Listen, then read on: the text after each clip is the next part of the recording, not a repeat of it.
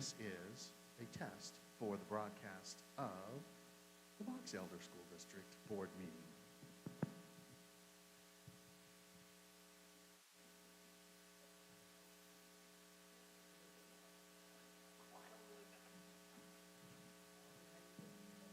I'm doing great. Thank you very much, Wade.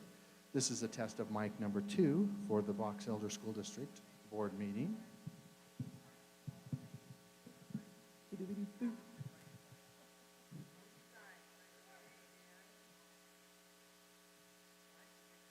And this is the test of mic number 4 for the Box Elder School District Board meeting. Thank you for coming. It's been a pleasure tonight.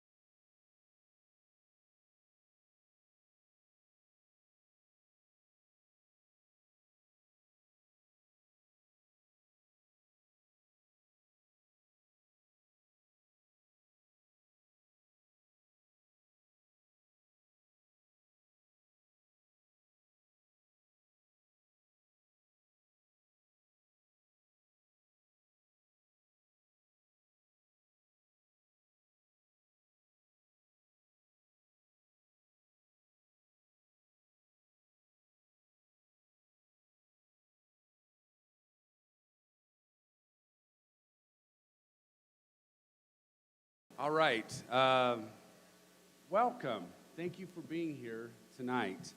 My name is Keith Meekum. I'm an assistant superintendent over personnel. I've met with many of the retirees in individual, but also I know that Megan Heiner has done most of the legwork, and I appreciate her and Kim Bott that have kind of put most of this together, as well as Cindy Romney. But it is great to have you here tonight.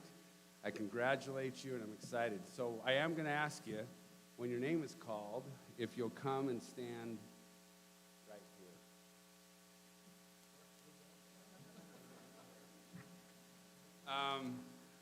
And then, if anybody in the audience would like to take a picture, you kind of know where they are. And if you need to get up, and that's okay too. All right? I also want to let you know that as much as the school board meetings sometimes are really exciting, you don't have to stay here for the rest of the board meeting. Our presentation will last a little over 30 minutes, and after you're done, you're more than welcome to head home for the evening or stay here and enjoy the different things that will be happening. But anyway, it is so good to have you here. Each recipient will be receiving a plaque. Will receive a lifetime activities pass to go to either Bear River or Box Elder or both activities for free, you and a guest, as well as a meal at Maddox. So we wish we could give you millions of dollars that you deserve,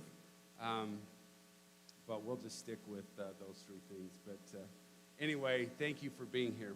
We know that not all of our 37 recipients are here tonight. So what I will do, and just to maybe save time, is we do have a Google slide here that will have their name, and I'll just have that briefly, but I won't read maybe the card, and then I'll go visit them individually and read that to them at another time. We do know that some of people had conflicts tonight, some were sick, some were injured, so we've kind of had a variety, but anyway, thank you for each of you for coming tonight. Our first one tonight, and I don't know if I should say this at the start or the end. I think I'm going to say it now. I added up all the years of service to our district of all 37 retirees. I almost should have you guess. 936 years of service to the children of Box Elder County.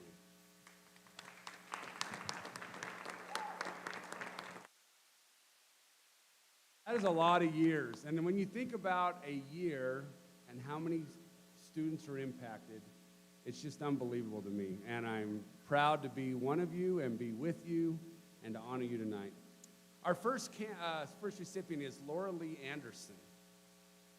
I don't know if I saw her. Laura Lee, come on. Laura Lee has been an aide at a variety of places, and most recently at Box Elder High School, 23 years. Laura Lee Anderson.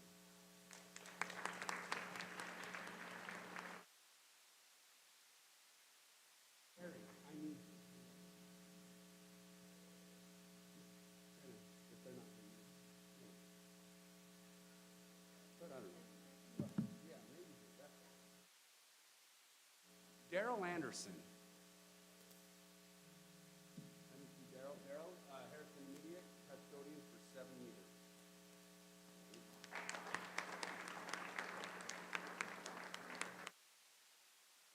Glenn Belts. I saw Glenn. Okay, Glenn has been a bus driver working in transportation for the last 11 years.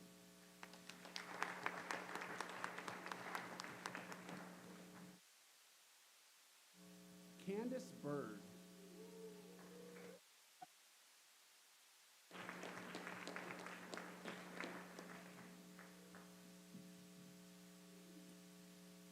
Kind of this general area right there.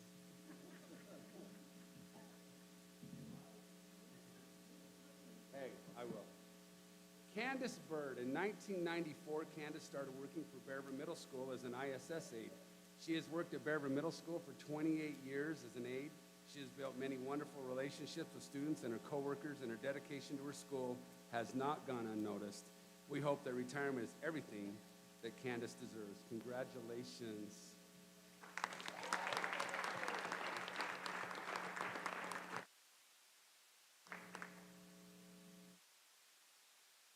Karen Bird, come on up, Karen.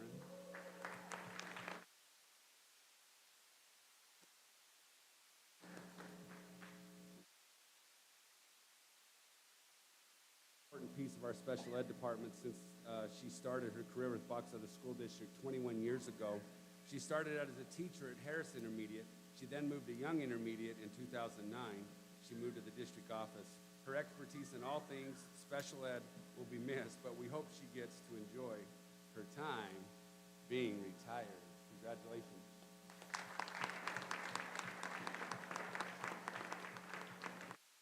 Susan Chavez. Susan has been a teacher, I don't know, she's at Garland right now. Has she always been at Garland?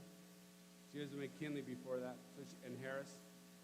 28 and a half years as a teacher. We'll miss Susan.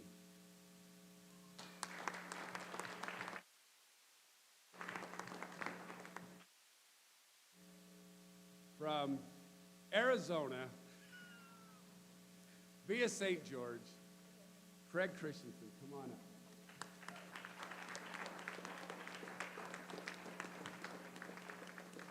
Craig asked me if he could wear shorts. I said, absolutely, with those types of legs. Oh, how about a good one?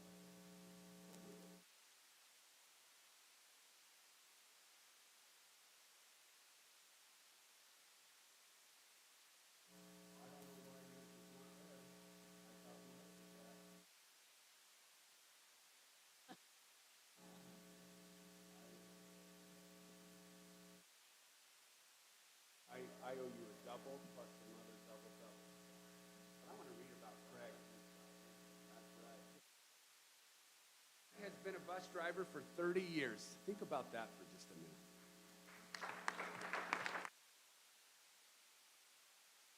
Hey, my heart is settled. Back off those double 10. We're down to.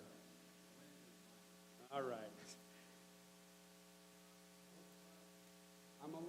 I need more hands. I got it. Okay. He's been making sure the students on his routes have been getting to school and home safely for generations. We're going to miss his work ethic, his care for his job, care for students. We hope that the sunny weather in Arizona makes retirement for Craig and Robin amazing. Congratulations, Craig.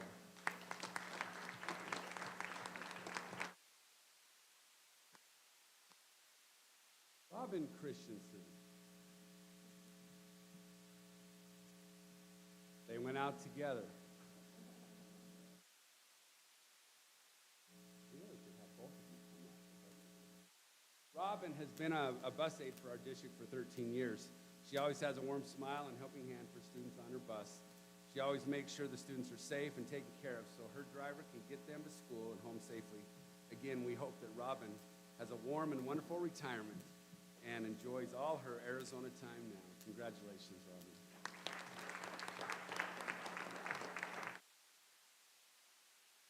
Rod Cook.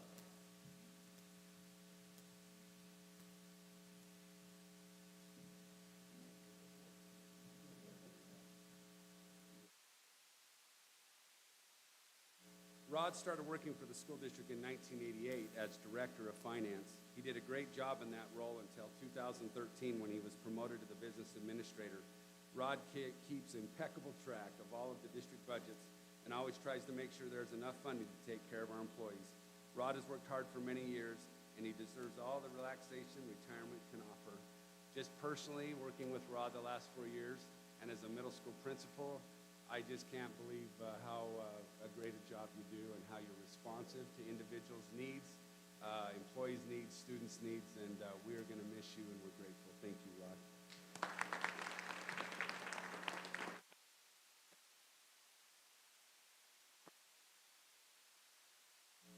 Lana Coombs.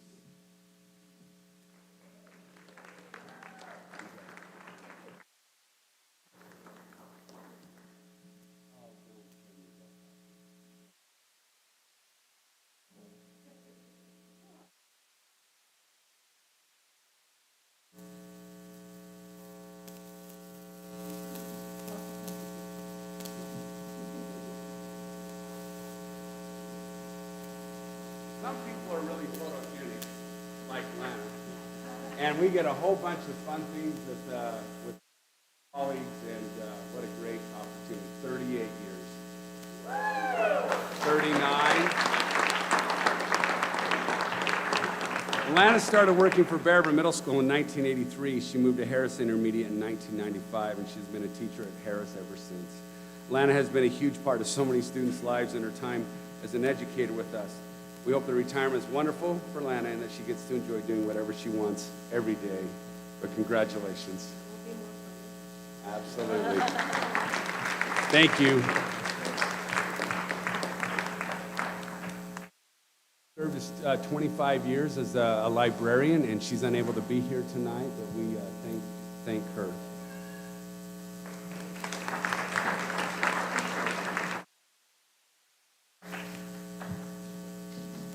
Is Karen Gibbs here?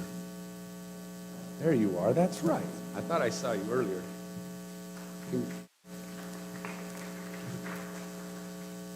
Karen Gibbs, Fielding, 15 years at Para. Karen is currently working at preschool Para at Fielding Elementary. However, her adventure with our district started in 2003 as a teacher aide.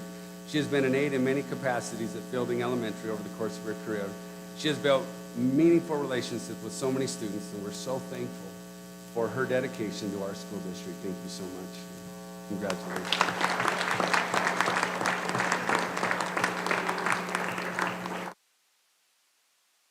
Brad Glover. Most people don't see Brad because he does a whole bunch of behind the work, behind the scenes. You just don't see Brad. 44 years in our district, and it's awesome. But anyway, he's probably somewhere doing something that we can't see, making this work. But Brad Glover, 44 years.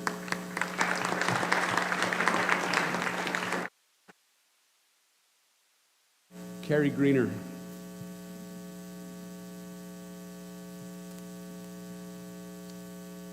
Congratulations.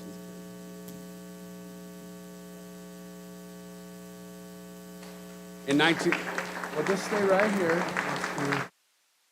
In 1995, Carrie was hired as a teacher at Mountain View Elementary. She moved to North Park the next year. In 2008, she became the district literacy specialist. She then moved to Discovery Elementary as a principal in 2010. We've been lucky to have her at the district office since 2014 as the testing director and most recently the assistant superintendent of elementary. We're going to miss her so much, and again, having had the opportunity to work with her very closely, I've just loved her passion for learning, and she has a drive, and we're going to miss her. So thank you,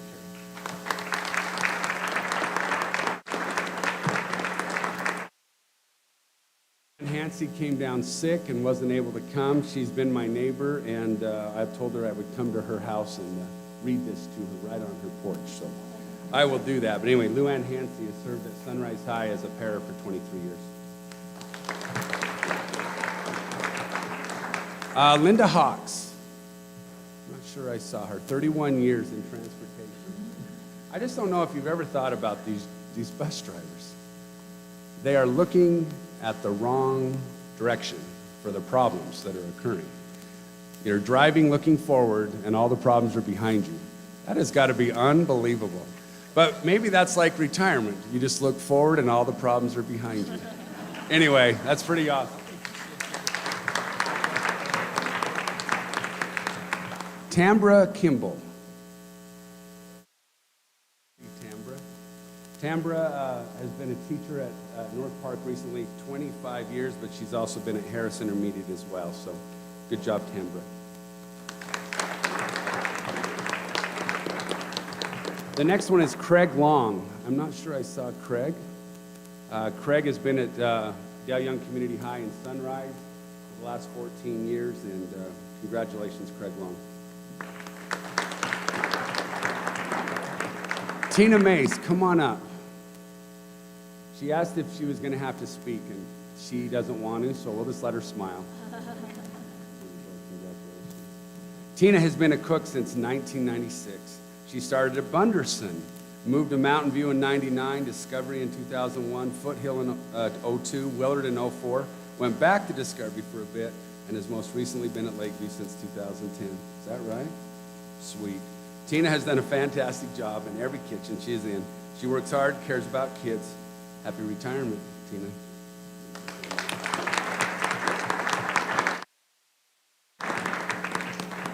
Sharon, come on up. Sharon started, I'm going to wait till you come over here to the right. I hear you're square and center, because you're on TV right now. Did you know that? Just smile. Sharon started working for us as an aide in 2001. She worked for us in that capacity until 2016. She left for a brief period while she finished her education and started her teaching career. Sharon came back to us as a special ed teacher in 2020, and we hope that she enjoys getting to spend her time doing whatever makes her happy. Congratulations. Thank you.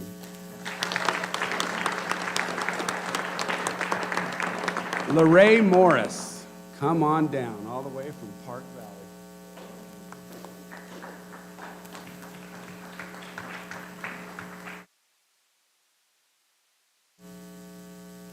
Again, this little imaginary spot here. It's exciting. Your son's taking a picture. Lorraine started working as an aide at Park Valley School in 2004. She has been an aide out there ever since, but since we all know what a small school that is, we know that everyone out there wears many hats. We're so thankful we have had someone like Lorraine who has been willing to step in wherever she is needed to make sure the kids have the best experience. Congratulations, Lorraine.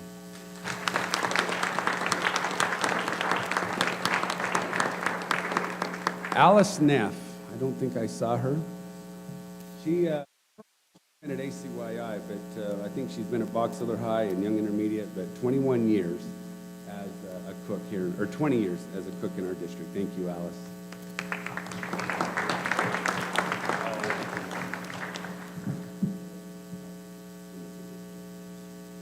Carol Nicholas, come on down.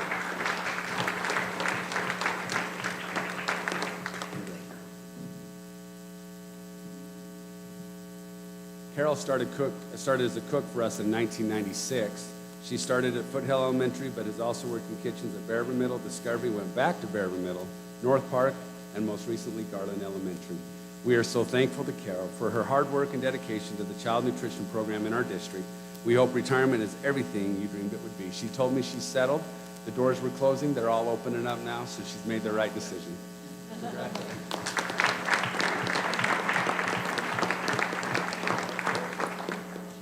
My buddy Van Park.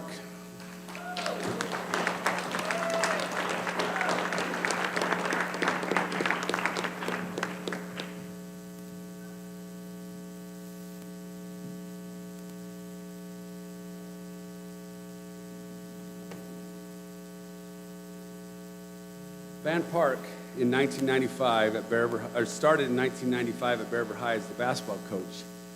He has been a teacher at Bearver High for his entire career as well as the athletic director for the last 21 years.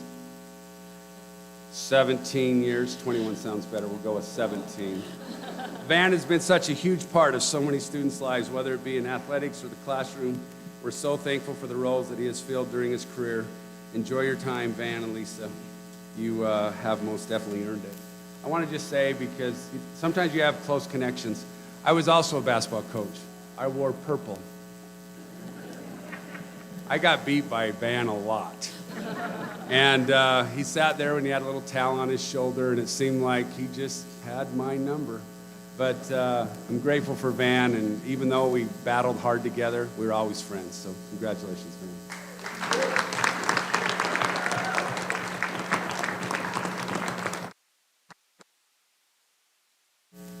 Christine Perry, 25 years, Harris Intermediate. She's not here, but she signed her papers like in August. She goes, I am so excited for this last year. She was pumped, but she's also loves her kids. But anyway, Christine Perry. Lane Peterson, come on up. Gary Allen says, I hired this guy.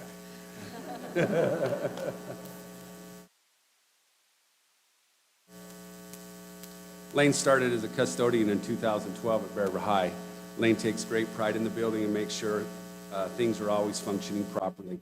Lane has given our district 12 wonderful years of hard work. We appreciate his dedication to our school buildings and our students. We hope you get to do all the things you enjoy during retirement. Congratulations. Thank you.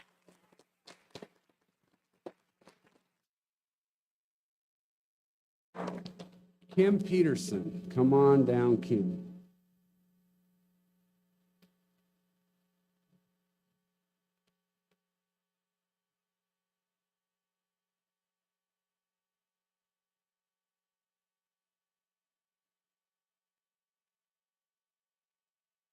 Kim started his career with us in 1987.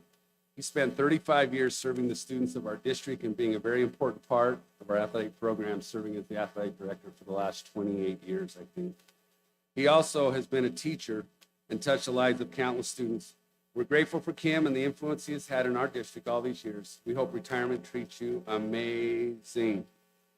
I got to say this, I'm not a Box Elder kid without Kim Peterson taking a chance. I wanted to be a coach and a teacher, and there wasn't a position. He created one to let me come to Box Elder. And had that not happened, I would have been an Idaho kid, and you would have had some other bald guy raking this up tonight. But I want you to know, because of him, he took a chance on a rookie, tiny little kid, and I'm eternally grateful for that. Thank you, Kim.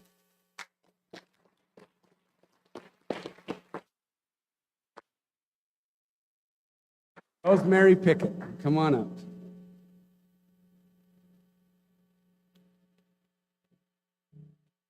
We're going to do the whole thing. And Steve, let's do this together. I should have done that with you two. I apologize.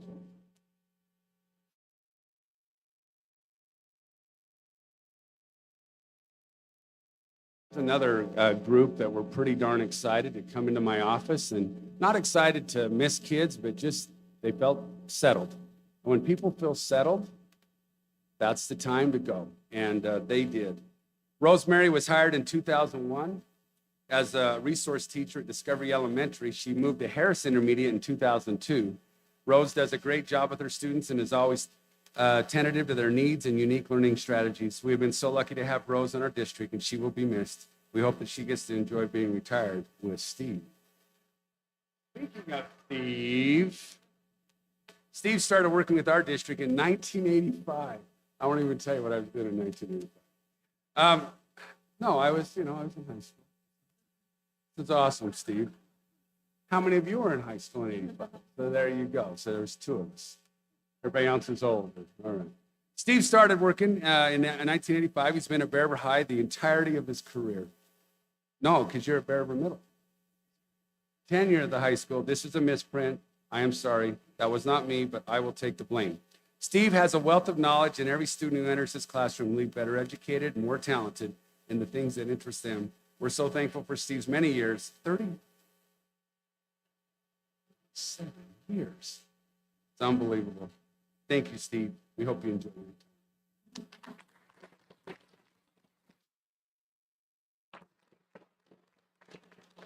Our next one is Lori Rasmussen. I didn't see her.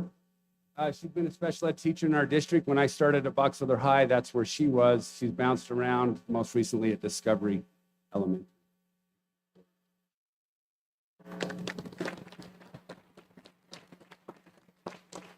Claire Schenk. He's taught 34 years at Bear River High, done a great job, and we'll make sure he gets his. Jan Stangler, come on down, Jan. She was so excited about retirement that she broke her arm. Just kidding, but she is excited to be here. Jan started working in our district in 1987. She started at Corinne Elementary and moved to Discovery in 2006 and has been there ever since. We have been so lucky to have Jan as a teacher in our schools. She has cared dearly for all of her students and made sure that school has been a positive experience for them. We hope that Jan enjoys every second of being retired in the next phase of her life.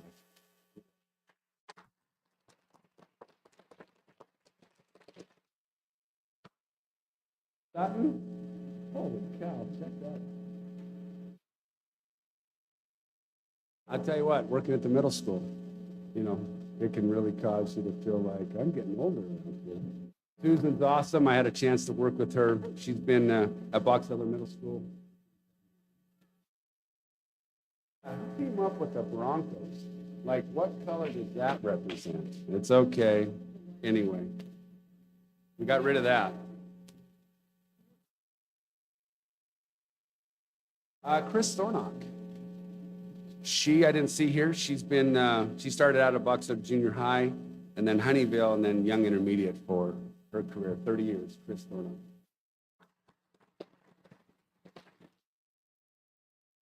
Our next one is Michelle Wesley. She has been our accountant and payable. I mean, she makes sure everybody gets paid. So you really like Michelle. But she doesn't like recognition. I'm not surprised she's not here because she's just behind the scenes. But I'm going to make a big deal out of it when I see her tomorrow. So Michelle Wesley, accountant for 24 years in our district. Robert Westover.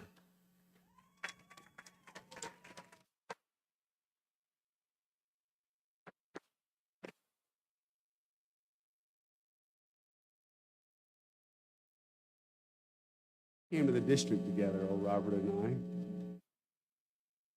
Yeah, he's good. That's awesome.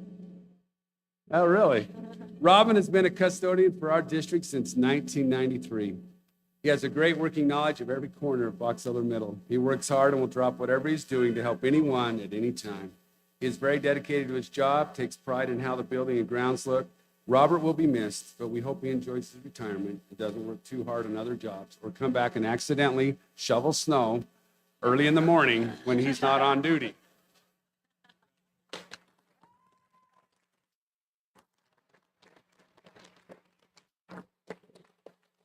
Did Vanna Wilcock come today?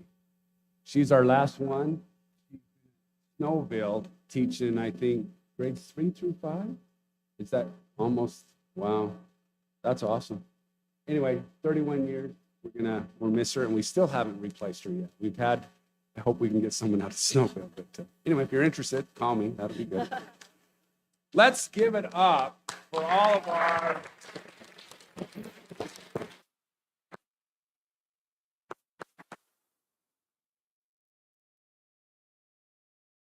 Just so you know, so this is on live YouTube, but if you were to look up Box Elder Board, not as in I'm bored, but Box Elder Board, and look at the YouTube channel, this will be able to be seen again if you'd like to, just check this out again. Oh, that is the best news ever. If all of those that are retiring could come up, maybe start on this side and just walk across. They would like to shake your hands. Actually, they're coming in front. We'll just kind of come from right to left. If those that are again retiring will come up one last time and we'll shake their hands. And we'll shake their hands and come on up. That would be really awesome. Thank you so much. I'm going to move the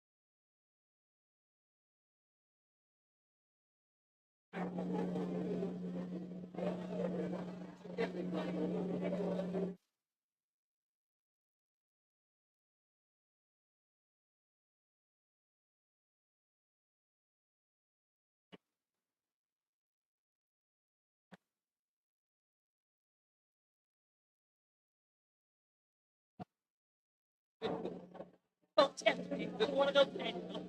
Just kidding.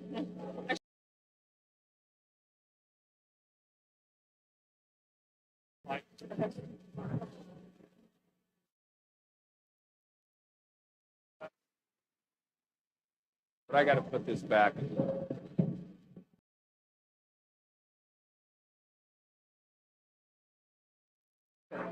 Okay. Yes, you are. Well, an honorary retiree.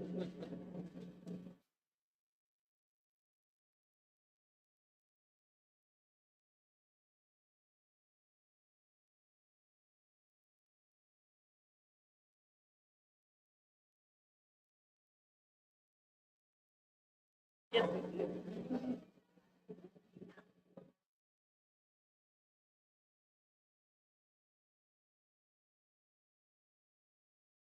Yeah. Thank you, everyone, for being here. We would invite you to, if you want to go out in the foyer and visit some more, you're welcome to do that. You're welcome to stay in here and enjoy the rest of our board meeting. We're happy to have anybody who wants to stay and observe and participate in our board meeting, but we appreciate you retirees and your families for coming out, and thanks for Keith for doing that presentation. That was great. One of the things, board members, just so you know, there's microphones close to you, and Robert has told me that you have to hold it close. Not like this, okay? So I'm just passing on Robert's instructions.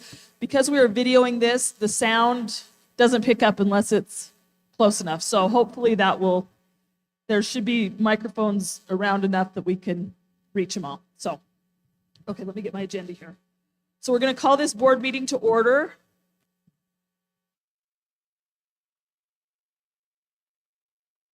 Logged out. Hold on just a second.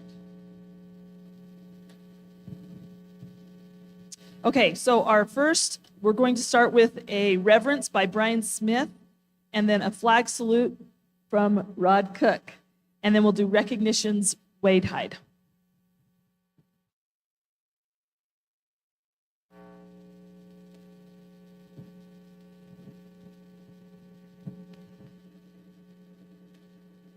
Our Heavenly Father, we're grateful to gather here this evening. We're grateful for many years of service of those that were recognized tonight, and ask blessing be upon them in the next phase of their lives. Grateful for the opportunity we have to be here this evening, and pray that we'll be guided to work and do those things that will be most beneficial and helpful to the students of the school district. We're grateful for the communities where we live and serve. We're grateful for the wonderful people that live here, and for this opportunity we have to live in such favorable communities. We ask a blessing upon those that are serving our country, those throughout the world that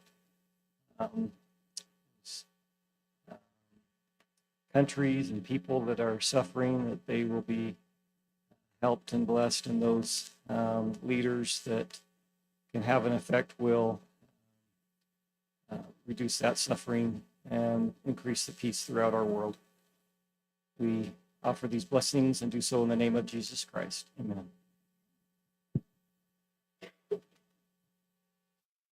Stand and repeat the pledge with me.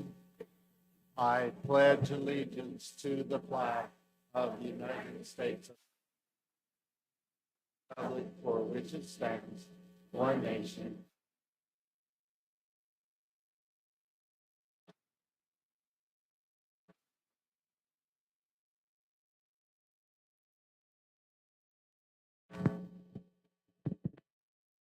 First of all, tonight, at the beginning of most every board meeting, about an hour before, we have principals come and give us reports of how things are going on at their schools throughout the district. Last month, we were able to have three outstanding principals come and give us their reports on the positive, wonderful things that were going on at their schools. And we wanted to send a letter of thank you to those three principals. It's Principal Dan Karstens of Baraber Middle School, Principal Heidi Jo West of Mountain View Elementary School, and Principal Ashley Nelson of Willard Elementary School. So we congratulate those three principals. Also, last month, we recognized verbally Joette Craig for the wonderful accomplishment of her students at the Technology Student Association state competition. But we wanted to officially send her a letter to thank her for her great work with those students. They did awesome in the state competition. And Melanie Day, I know Melanie's here. I see her back on the back row there. We recognized Melanie last month for her students did a great job in the regional competition. But this month they're here for the state competition, and they also did an awesome job. We want to congratulate Melanie and all the students involved in the Utah High School Association state competition in theater and drama. It was awesome to see students achieve first place in humorous monologues and dramatic monologues. It was also awesome to see students score first and third place in pantomime. Overall, congratulations to the Box Elder High School Theater Department for receiving third place in the state. A job well done by all. So congratulations, Melanie.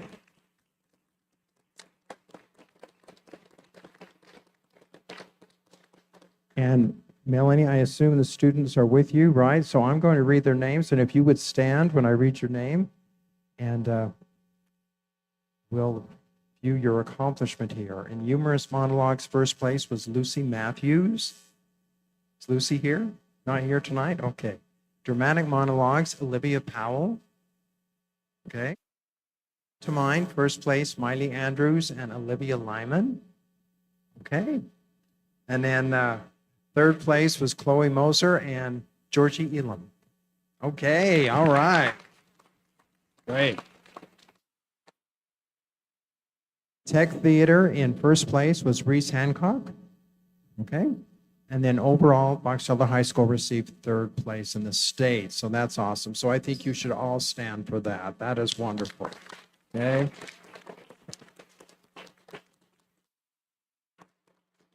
Congratulations. And at this time, I'm going to turn the microphone over to Board Member Connie Archibald.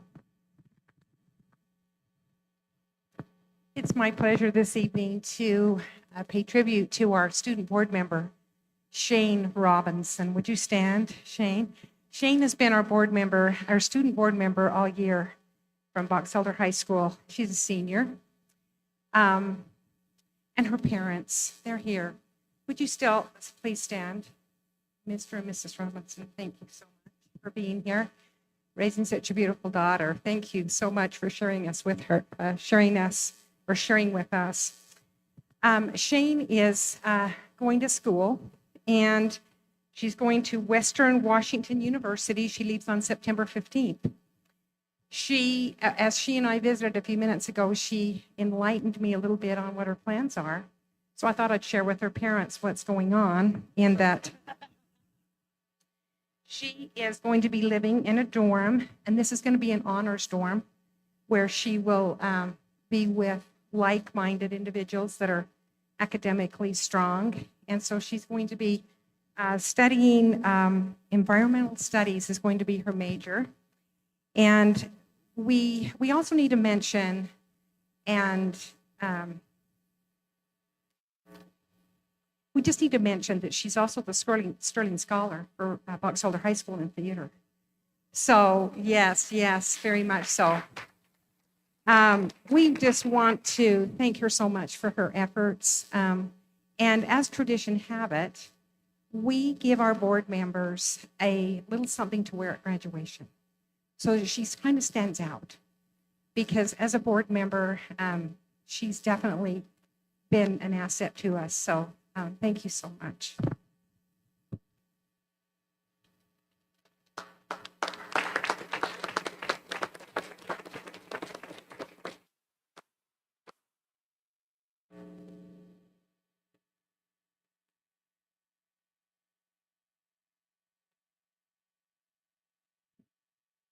Sean, turn around so they can see the whole attire. Now, I have been saving ribbons and decorating for this. I found some ribbons that had bees on them, and so I bought them a year ago because I knew that I needed to do something really special for Sean. So thank you, Sean, so much.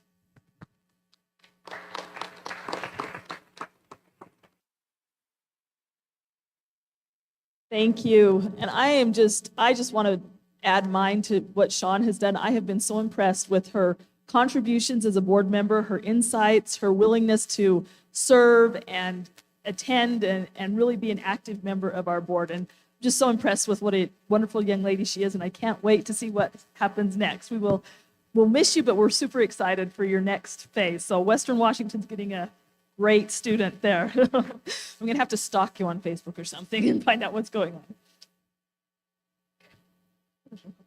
Okay. All right. We are moving on to, we need an approval of our agenda. I'll second that. So I have a motion by Karen Cronin and a second by Nancy Kennedy to approve our agenda. All in favor, please say aye. Aye. Any opposed? Okay, so there is no public comment. We will move on to some more recognitions for our certificated employees tonight. Who is doing that? You two are doing, okay. I was going to say, you three, okay. Come on down.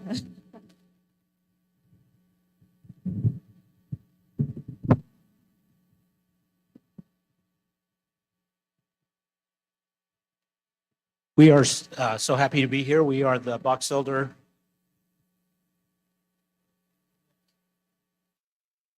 I do have a face made for radio. We are happy to be here on behalf of the Box Elder Administrators Association. Each year in the spring, we solicit nominations from all employees in the district of some of their colleagues that they would like to honor who have done an outstanding job. So all of the people that we're about to recognize were nominated by those with whom they work. And so this is a great opportunity for us, and we are thrilled to be here. So who goes first?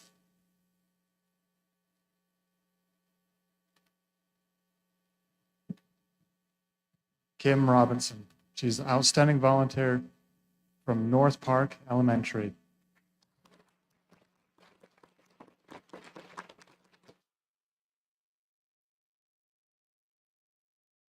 Just stay here. I got to embarrass you a little bit more. Thank you. So here's a little write-up. It says, Kim is one of the best volunteers ever. She's been coming in and volunteering at North Park since her daughter, who is now a freshman, was in kindergarten, not to mention all she does in PTA. The last 4 years, Kim has volunteered to drive to Logan and pick up hundreds of boxes of donuts, literally hundreds. Wow, it's a lot of donuts. For our school fundraiser, and she barely takes a box of donuts for payment. She has already told me that she will continue to help us with this even after all her kids have left North Park. Every year when the PTA decorates doors for Teacher Appreciation, Kim volunteers to do multiple doors. She also volunteers in her kids' classrooms. She will help the teachers in any way she can. There are things, these things are just a small example of how much she does for our school. When Kim says she will help, you can count on her. The world needs more people like Kim. Congratulations.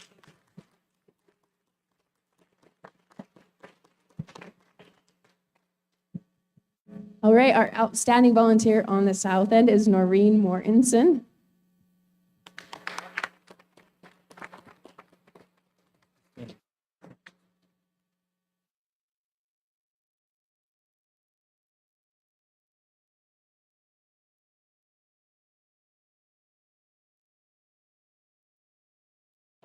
Okay. It's complicated. For the past 10 years, Noreen has been volunteering at the high school with the PTA, PTC, graduation parties, sporting events, and anything and anywhere possible. There is not a single person that we have seen more in our school than Mrs. Mortensen. The person who nominated her said they have seen her helping at concessions, meals for teachers, and student activities twice as much as the next closest individual. Like I said, it hasn't just been the past 2 or 3 years, it's been every year for the past 10 years. She is just a great supporter and an amazing helper. She also has a smile on her face whenever she comes to our building. She's a delight to have around, and she just makes your day better when you see her. Congratulations.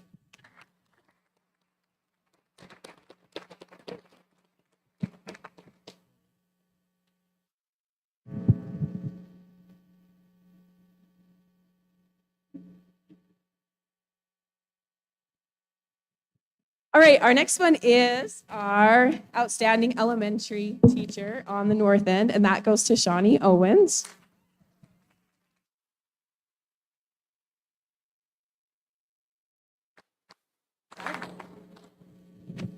All right, Shawnee goes above and beyond to show that she cares about her students. She devotes so much time and energy to them because she wants them to succeed.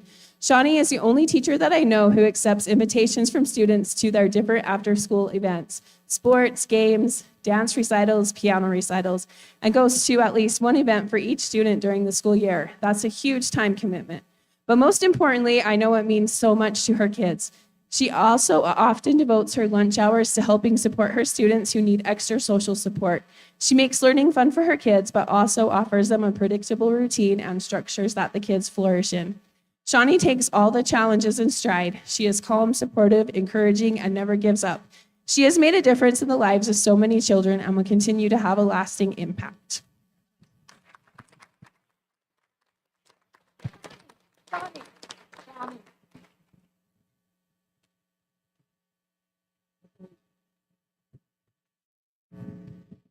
Okay, it's my privilege to recognize Colleen Lambright.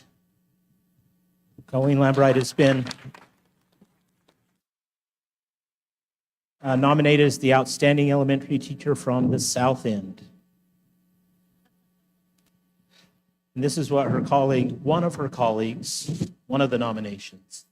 I'll get you the rest later. So, Colleen Lambright is the type of teacher that is often overlooked. She is steady, committed, and quietly engaged. Colleen supports district and school initiatives. When she speaks up, it is always in the best interest of students and never self-serving. Throughout the past 3 years that I have had the privilege of working with Colleen, I have been incredibly impressed by her dedication to doing all that she can to help her students improve. She consistently moves students with 90% and above, making typical or better progress. Colleen is supportive of her colleagues, engaged in the work, asks insightful questions, and has a strong understanding of child development and literacy instruction. And I have to add a personal note. Colleen and I, we have children the same age all the way through. And for the past 30 years, we have been in a heated contest for the meanest parents in Manaway. And all you have to do is not allow Halo into your house, and you're a winner. So thanks, Colleen.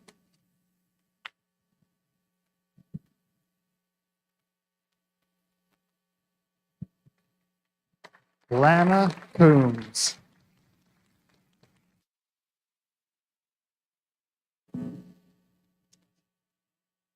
So Lana was nominated as the secondary teacher from the North. Lana has gone above and beyond in all aspects of teaching and in serving and educating students for over 30 years. This year will be Lana's last year. You got like 11 days left or something. Who's counting? I'll count for you. I've never seen a more dedicated teacher than Lana. She arrives early and stays late often to make sure she is well prepared for activities she will be teaching to students. The students love her and her hands-on activities. She is an advocate for the whole child and hero not only to students, but to staff as well. She is one of a kind and will leave the legacy of learning in the hearts of hundreds of students. Congratulations.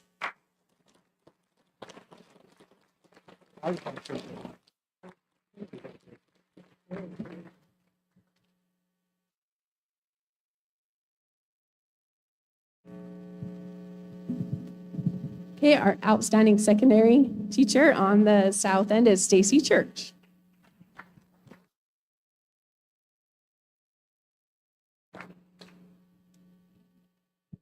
Stacy gives 110% in everything she does. Often she can be found working extra to help her students. She has made detailed notes and worksheets that easily break down concepts for students. Her students know that she cares about them and she is dedicated to helping them improve. Stacy has a plan for what she wants to accomplish and works diligently to make it happen. Stacy communicates with parents. Parents know that she has her child's best interest. Stacy is a team player and collaborates with her team and as well as her co-teachers. Stacy has made a difference in the lives of many.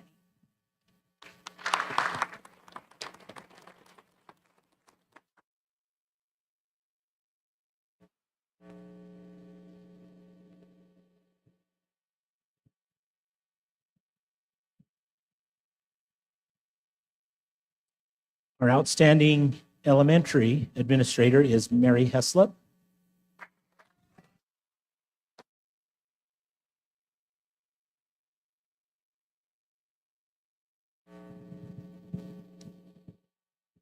Mary has been incredible to work with, and the improvements at Foothill are felt everywhere.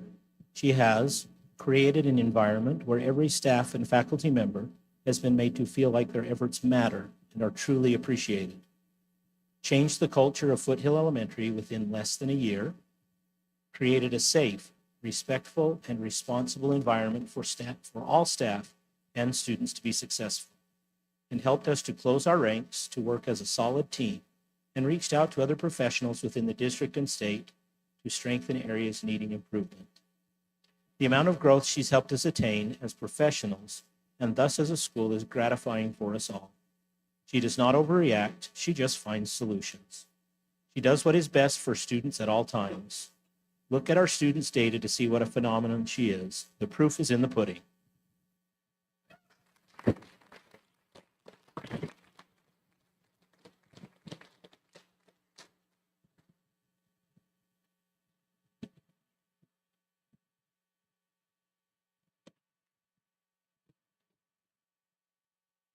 And our outstanding secondary administrator this year is Lewis Whitaker.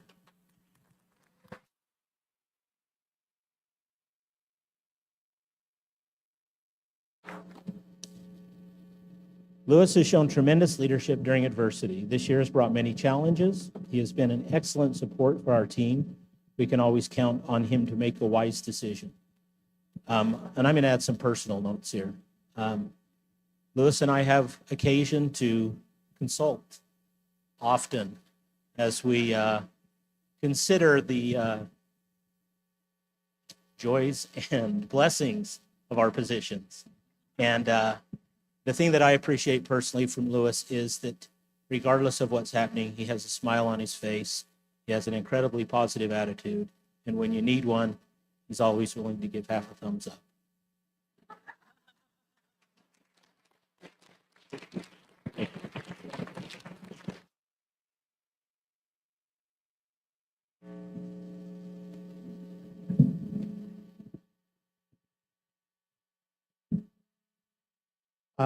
Dave Blake, come on up. I had to read what it was. Outstanding related services. That means we don't know what you do.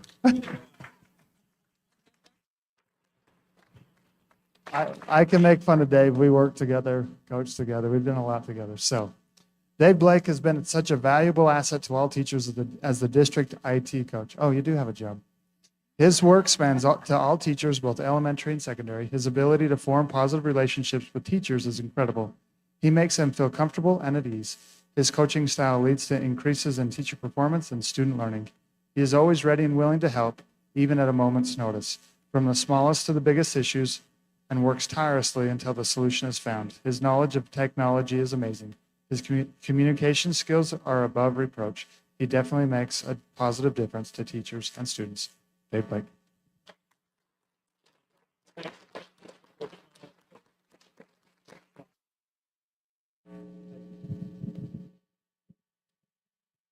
Outstanding related services is Jenny Cross.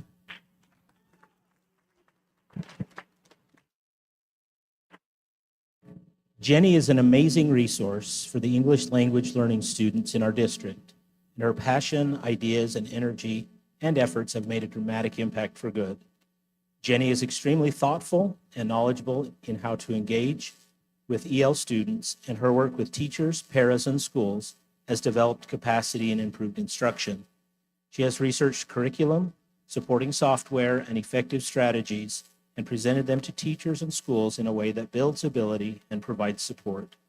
I believe that much of the recent improvements in growth and achievement of the EL students in our district can be directly and indirectly tied to Jenny's work.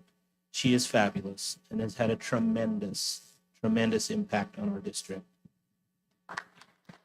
Thank you.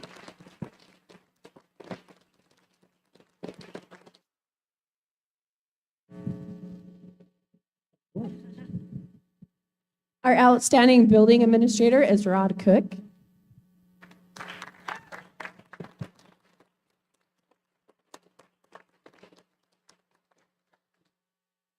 For many years, Rod has worked hard to make sure our schools have the things they need, whether it's instructional supplies or building facilities.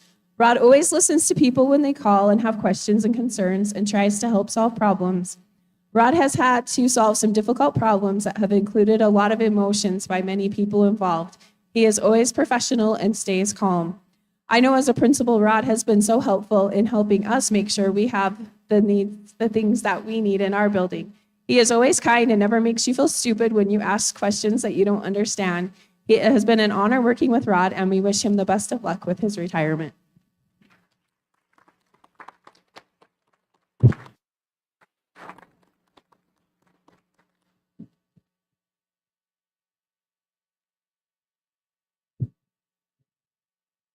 Thank you. Congratulations to all those who were honored tonight. We really appreciate all you do for our district. It makes a difference, and we appreciate you. And thanks for our administrators for presenting those awards and taking care of that. Okay, let's see.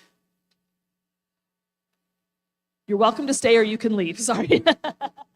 You want to sit through the exciting parts of our board meeting. Thank you for being here and supporting your family members as well.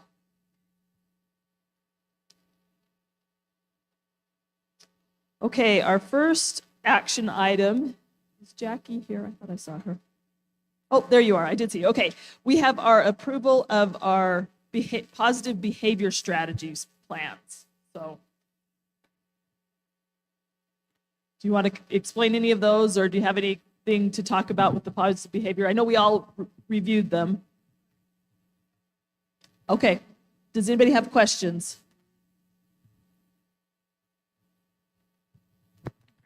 Yes. Thank you for making this a priority in our district. It is so important, especially right now, with all that we're dealing with. Resilience is so important. And I'm just grateful as I read through these, I was just grateful that we have a plan, and being positive is so much better than being negative. So thank you for making sure this is a priority in our district.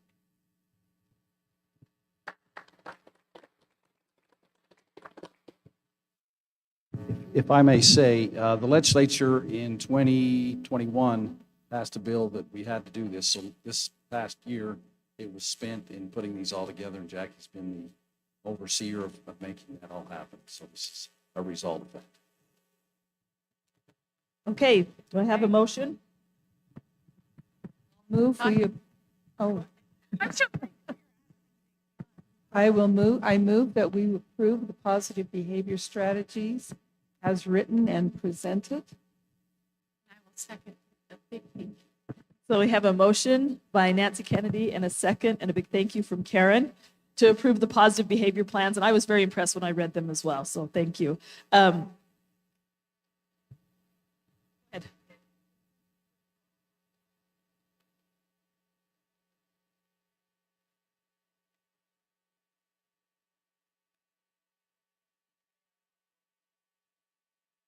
Thank you. I was very impressed with the details and the many things. I didn't realize so many things were happening. So thank you.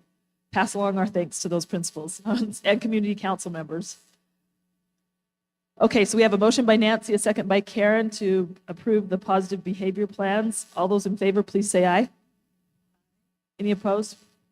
Okay, those are approved. Next up is our school land trust plans. And Gary and Carrie, do you have anything to say or? Hey, does anybody have questions? I had a question because Mountain View was one of mine and I was like, they're not on here. I was, oh yeah, they don't have a plan for next year. They're not going to be around.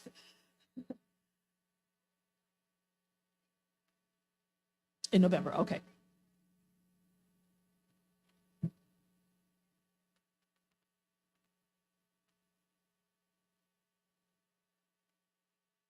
Okay. Very good. Julie, I'll just say, that I'm assigned Foothill, and I was like, where's Foothills? And then all of a sudden it hit me, yep. It'll be Golden Spikes.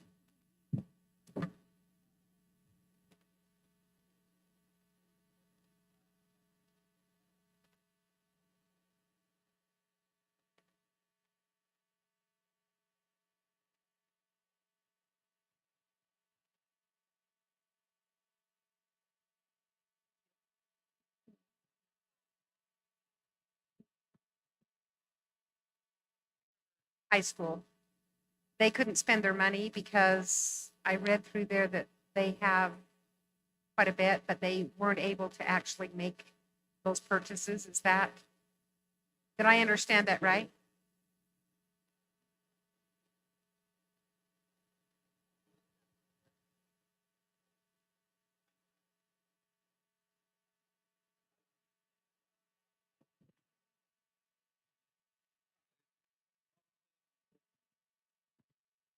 So one of the things that happened is many of the plans had written that they would use it for staffing.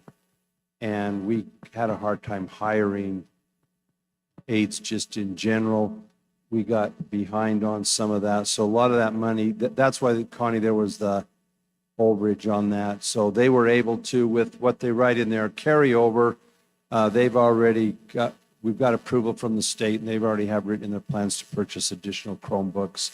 So we have, it's not just sitting there as a carryover not being used. They just couldn't use it on what they identified it originally. Nancy? So statewide, this has been a huge issue because so many of the plans are used for aides in classrooms and people, and we just haven't been able to get them. So they've made some allowances for this. And so for the next year or two, there are some huge rollovers that we don't normally have. But this has been a problem that is statewide. Okay, any other questions? Go ahead. I make a motion that we approve the school land trust plans for the 22-23 school year. I'll second. We have a motion by Wade Hyde and a second by Brian Smith to approve the school land trust plans as presented. All in favor, please say aye. Okay, thank you. Next, we have the amended 22-23 school calendar. Give that to Keith. You can keep that microphone over there. We've got one. Yeah, so just a clarification. When we determined the 3 dates that we were going to have, it sounded really good in January. And thank you for approving. What we discovered, though, is the reason why we needed it was so outside consultants could help take care of our really big absent days, but they weren't available on those days. So we're asking for just taking the same 3 days, one each trimester, but adjusting it so that it actually meets the purpose now that we've actually, I guess, figured out the exact date and it's mutually beneficial. So we're just asking for that. I might also add that we had negotiations last Friday and Monday, and there was some discussion, and I don't want to let the cat out of the bag. I don't want the bag out of the cat either. That'd be bad. But we may need to tweak one more thing in June if the association, and it's really about parent-teacher conference dates, not about anything crazy. But anyway, we'll just bring that up next time if everything looks like it's good with our association. So Anyway, for today, if we could get these 3 dates settled, that would be very helpful.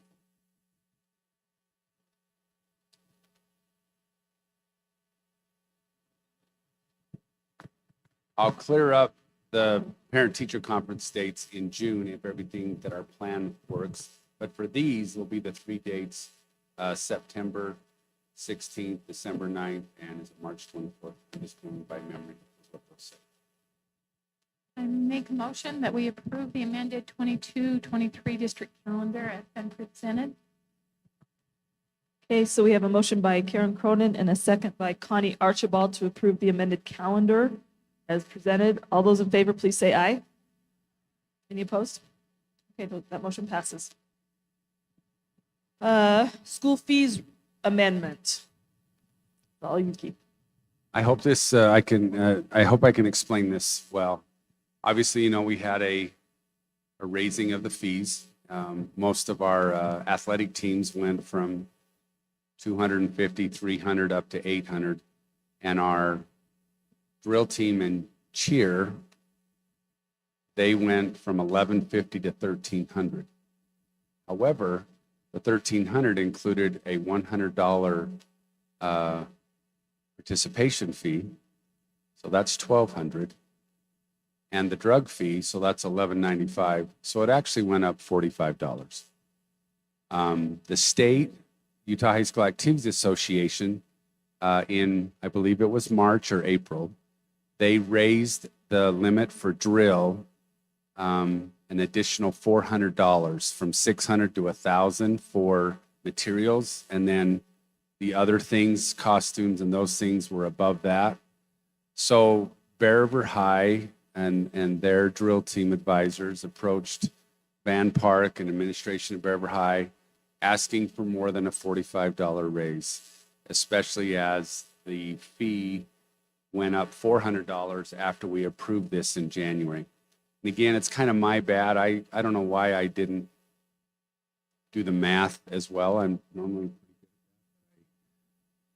I didn't really do a good job so go from 1150 to 1300, but then include the registration in that. Because last year it would have been 1150 and then the registration was above that.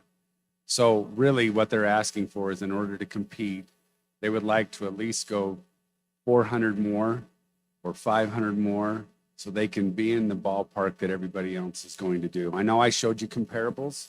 Those comparables were before the decision by the Utah High School Activities Association to increase. I might also add one last thing, just in case you're thinking this. Drill has tryouts in April. They start practicing in April. They practice all summer. They do competitions. They do parades. They do all fall. They do all winter. And then their competitions are usually in February. And then they take a month off and they start again. So when you look at maybe a 3-sport athlete playing, I'll just use my daughter's sports, maybe volleyball, basketball, and softball, and we actually approved potentially 800. We don't think everybody will be there, but to ask maybe drill to go to 2,000 or 1,900, they obviously said 1,800 to 2,000 when they asked. They would like 2,000. But they also know that anything more than the $45 raise we gave them this year would be very helpful. So I'll answer any questions you have about that. Does anybody have questions? I'm not sure I'm understanding the high school, what you're saying about High School Activity Association. Do they charge the school drill teams, the high school activity, they charge them a fee? They don't necessarily charge them, but what happens is when you do props, you can only spend $600 on props. Well, now props are going to go to 1,000. Okay, so they have guidelines and they raise their allowance. So what they would Okay. like to do so that they could actually, because they know everybody else potentially could spend now $1,000 on props. What they're asking is if we could raise our prices, then we could maybe get up to the $1,000. And that's per, anyway. So Yeah. that's a great question, but they're just trying to be competitive with everybody around us. I know it's a scary number. As I asked the coach, she was amazed that that's what parents are like, we got to be able to compete with others. And I know it's a lot of money, but it's also a year-round sport, minus the 1 month they're off in March. And they would like to be able to feel like they can move forward. That was what I was going to ask is when we have, this is a significant change like this, how do they communicate with parents and families and do they get their input? And Well, they did. I don't have that survey. I just heard verbally what the administration told me as well as what the drill coach said. And I guess I wish they were here. They were trying to make their schedules work. But they really feel like they're, especially with this change now, that they're going to be behind the 8 ball a little bit if they don't at least get a little more flexibility to improve this. If you think about our sports, we went up about 500 and each of them, give or take 400 to 500. I think something like this would be an appropriate increase. And again, we can look if we're saving money or if we're, hoarding money, then we need to monitor that and make sure that that's not occurring. If it is exactly what they need, again, this is a year-to-year thing, and as a board, you get to ask really good questions. We get to monitor the finances and look to make sure that it's meeting needs without filling our coffers with extra money. Connie? So before there's always been a dollar amount, but we weren't necessarily sticking to that, right? And so you did all that research. Right. I mean, I remember all the charts, all the data, all the comparisons with other school districts. And so this is more real.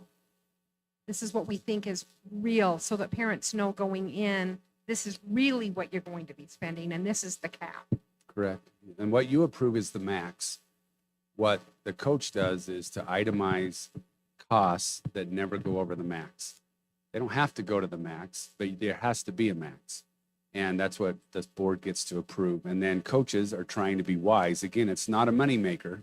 It's what are our needs and what do we need? And they itemize it item by item by item. And if it ends up being 1,800 or 1,700, if you say 2,000 or 2,000, then there's 300 they don't pay. If they're, for some reason, it's a summer camp is involved in that and they can't make it, they're not going to pay for that because they didn't attend it. But at least it's out there as this is what the real cost is for parents. And if I remember right, when did they come to the board? Like the drill team came, was it just last? It was a year ago when Was we it- moved it from 800 to 1,150. Yeah, and they wanted more. And they, at that time, they wanted probably double, or Yeah. not double, but maybe another 300 or 400. So this is not anything, like this is still the same thing we want. It's the parents that Now, are. again, cheer and drill are kind of tied together. I mean, the proposals really drill. And the reason why drill is this is because of the change of the Utah High School Activity Association that was not made when we approved this in January, but it is now. So, So it's been approved. Nancy. Wade? Keith, Yeah. for those parents that struggle and have a hard time with this, can fee waivers be applied to this in any No, way? absolutely. Okay. Everything on that fee waiver or that fee schedule is fee waiverable. Any kid or family that meets the guidelines, those fees are waived. And then they can't raise the price for those kiddos that can't afford it to pay for the kiddos that can't.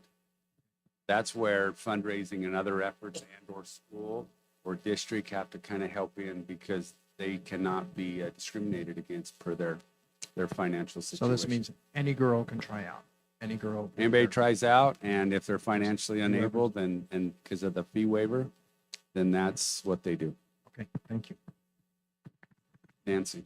So in January, in our school board association meetings, we elected a representative from the 5A regions to represent us. And Belinda Day, what's her last name? Belinda Johnson, I thought that was it. So Belinda Johnson at the Murray School District is our representative on the High School Activities Association.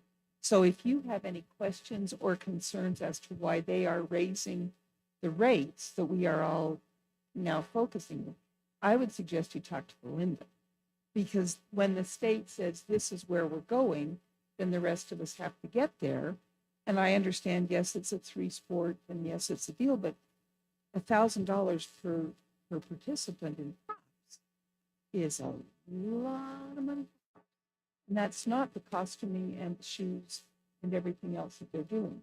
So for me, I'm real anxious to talk to Belinda and see why the state felt like we needed to make that change.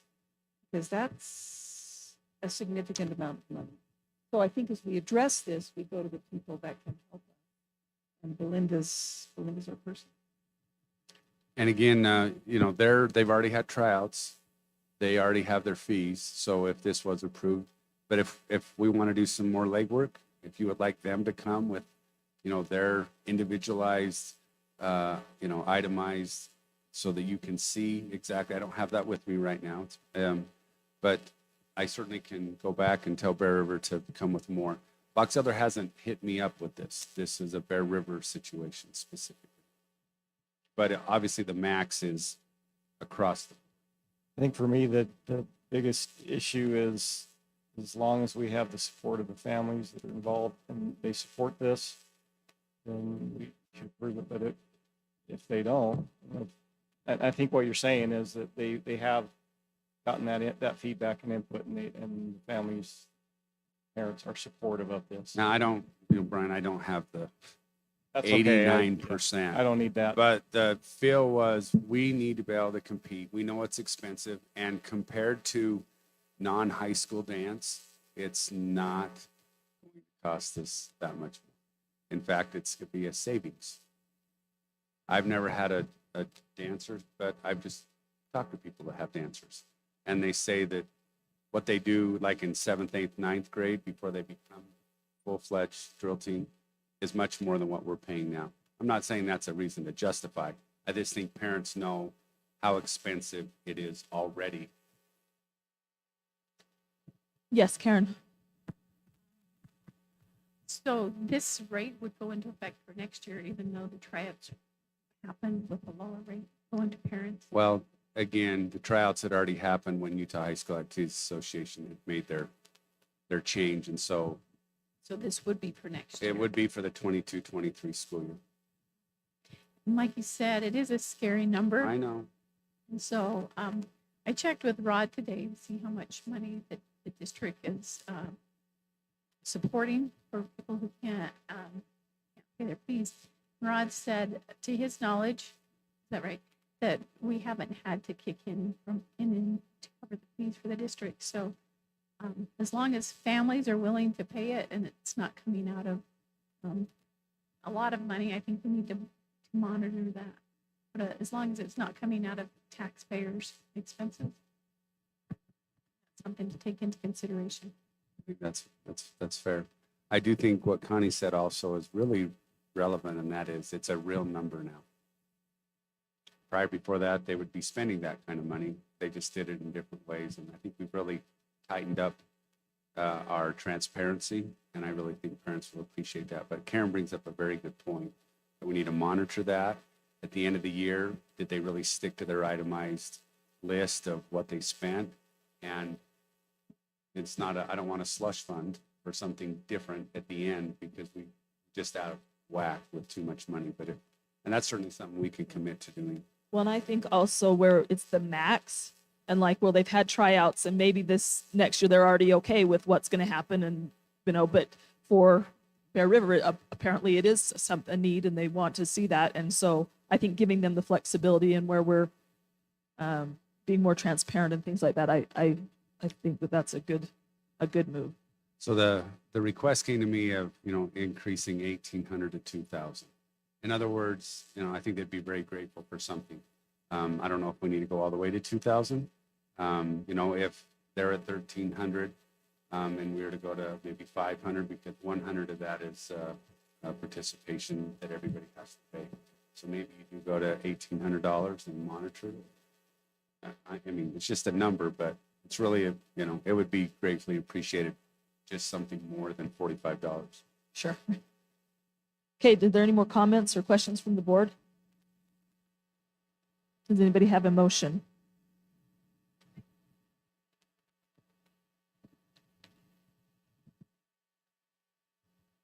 I'll second. that. Okay, so when you say the recommendation is to move it from $1,300 to $1,800 a year, is that what you're motioning? Okay. You still second that, Brian? Okay, so the motion is to move the drill team fees and cheerleader, I'm guessing, is that they fall in the same category? From $1,300 to $1,800 a year to amend this year's school fees. Okay, I've never heard from cheer. I just know that drill went up. And so if we want to stick with drill, Just I know drill. they've tried to be, one of the things that's a little concerning is that at least on the north end, Bear River's cheer and drill are together. I think we need to do it for both because it's a similar, like if we Again, they raise don't 145 and have raise to the- spend that money. It's a max. they don't have to spend it, but I think we need to make the yes, consistent.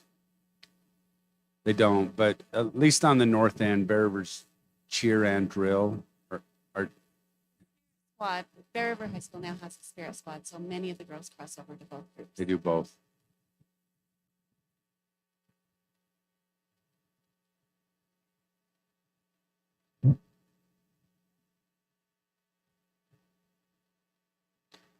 No, what they do is they do one, but they participate and share in certain things, but One they just fee. pay one fee. So to keep Okay. those the same would be I think that would be, yeah. advantageous.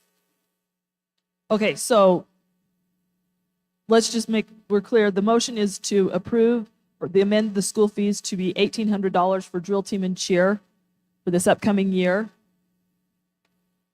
Yes, that was Connie's motion. Brian, is that, and Brian second it? Okay, all in favor, please say aye. Any opposed?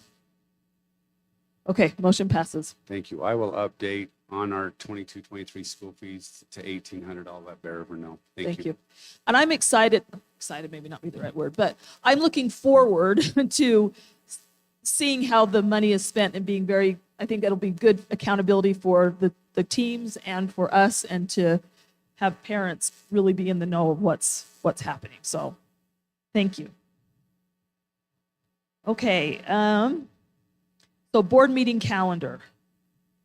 Superintendent.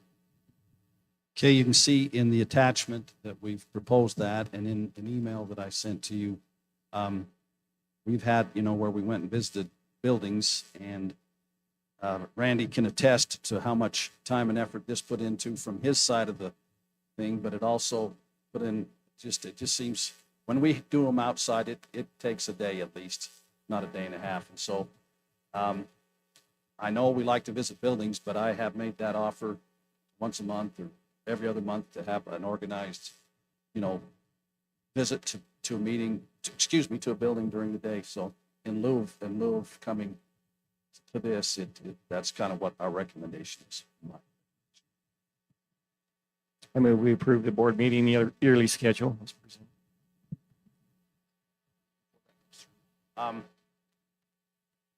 Connie has stated she cannot be there on July 13th, and I was wondering if everybody else was going to be able to be there, because if there were more than one or two of you, then I think it would be worthy of discussion for that work session.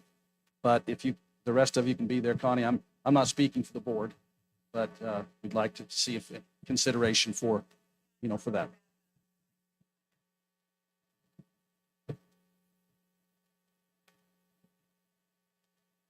So I don't know. Everybody else can be there? I'm fine to be there.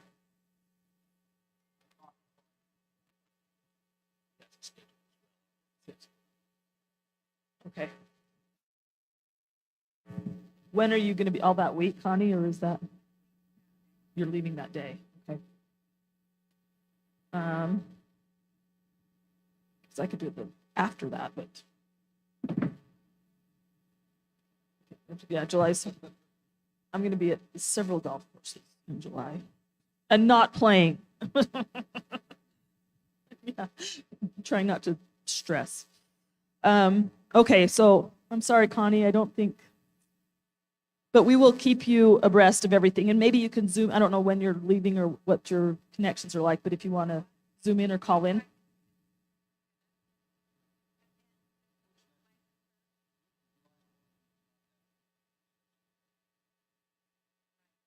Yeah. Okay, so, okay, Brian made a motion to approve the school board agenda or the meeting schedule, and Nancy seconded. All in favor, please say aye.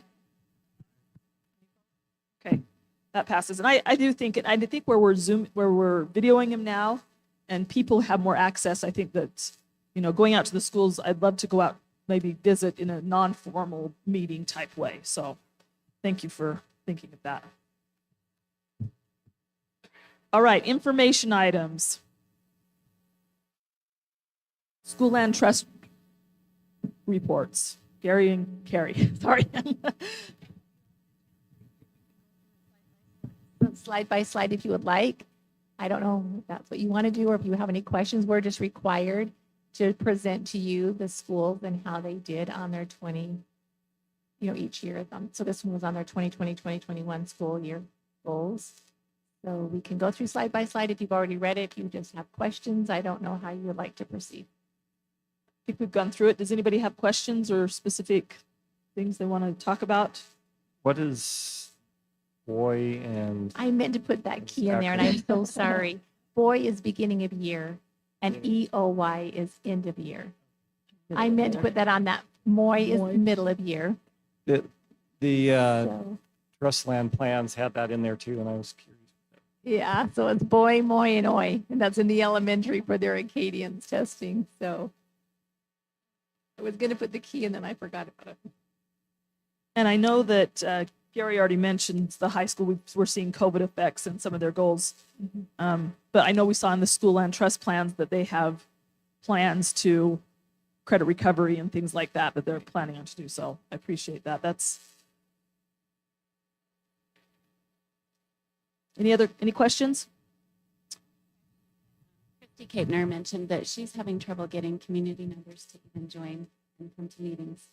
So if we can, I think that's something we could do as a board to really try to get some good people on those councils. Let them know the purpose of them. Tiffany, can I just say, as a former principal, that's been a trial for the very beginning. And you just have to kind of do your best to recruit parents, and you eventually get there. But it is a trial, I know. So I totally get that. So one thing, we talk about this on a monthly basis in our Trust Lands meeting.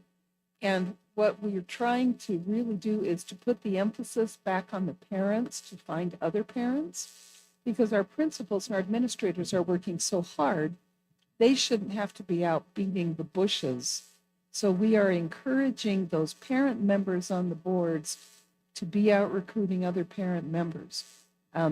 Right now, we're dealing with how to improve with ethnicity and to get more parents involved that aren't the standard moms that are showing up to every meeting. But statewide, it's a struggle. And it just, when the legislature put this into place, they put all these guidelines in because they knew this was going to be so popular and parents would be rushing to do this. And the legislature just assumes this is such a pivotal thing that everybody wants to be on it. And we're having a really hard time helping them understand that it's really tough to find parents. But our administrators can't be the ones doing this. We've really got to encourage our parents to get other parents.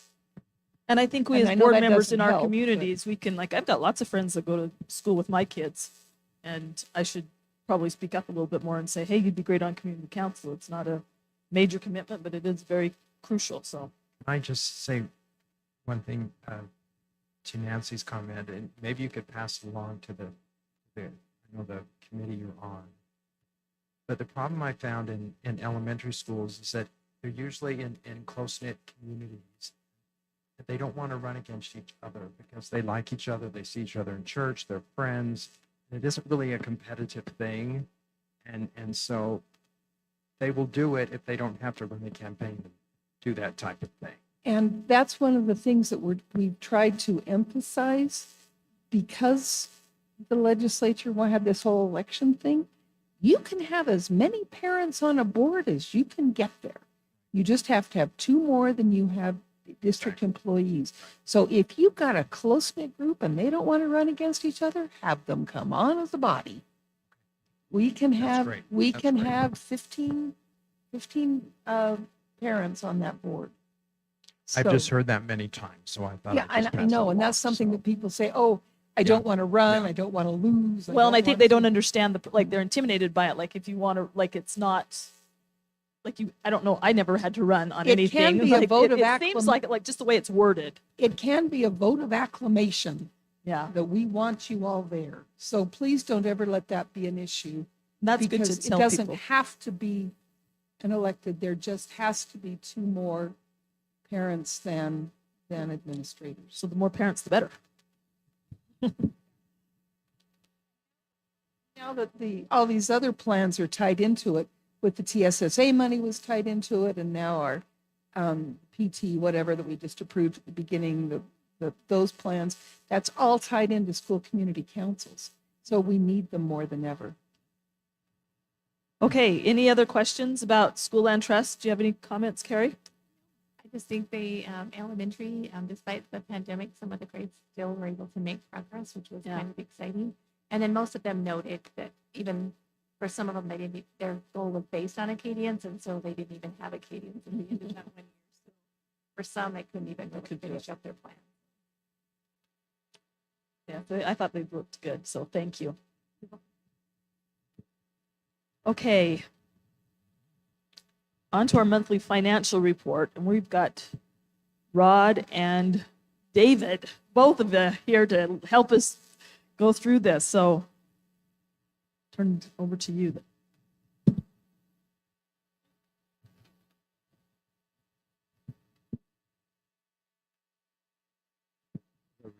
We'll do the monthly report first. Okay, so this time of year with budgeting, this monthly financial report starts to show us what I didn't know last year when I was doing the budget. Surprises that have come up or changes. Once again, I budget a year ahead. I don't have my final numbers until until October, November, and so I'm budgeting even 6 months ahead of the previous year. So we've just highlighted, and incidentally, David input this report, so he's getting his practice. So we went through and highlighted the areas where there might be comments or information that'd be helpful to you.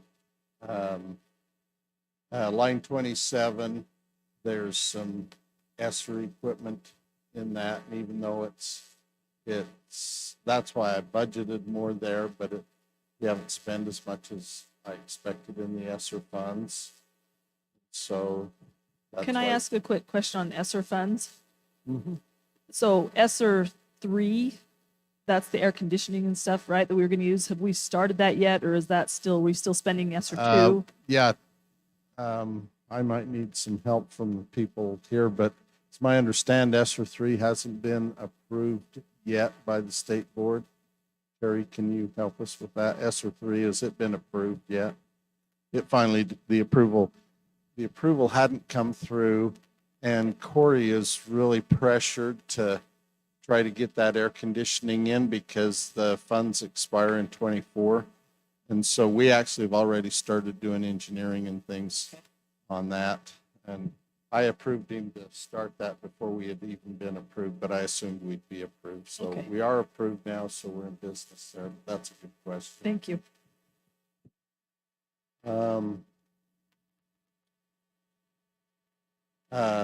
And so we just kind of highlighted mostly things that we thought should talk about. Questions that Dave had were sometimes really good ones for me. So down on line 40 is just in that other category. We're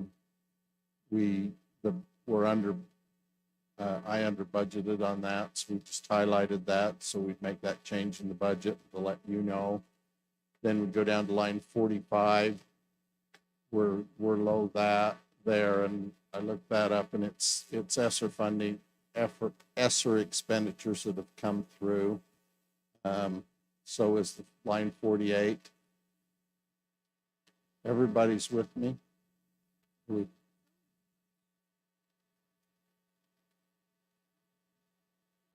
Okay, and line 50, so the descriptions are below, so ESSER 2 funds in the purchase services in other and on line, I said 45 and 40 and 48. And then if we go down,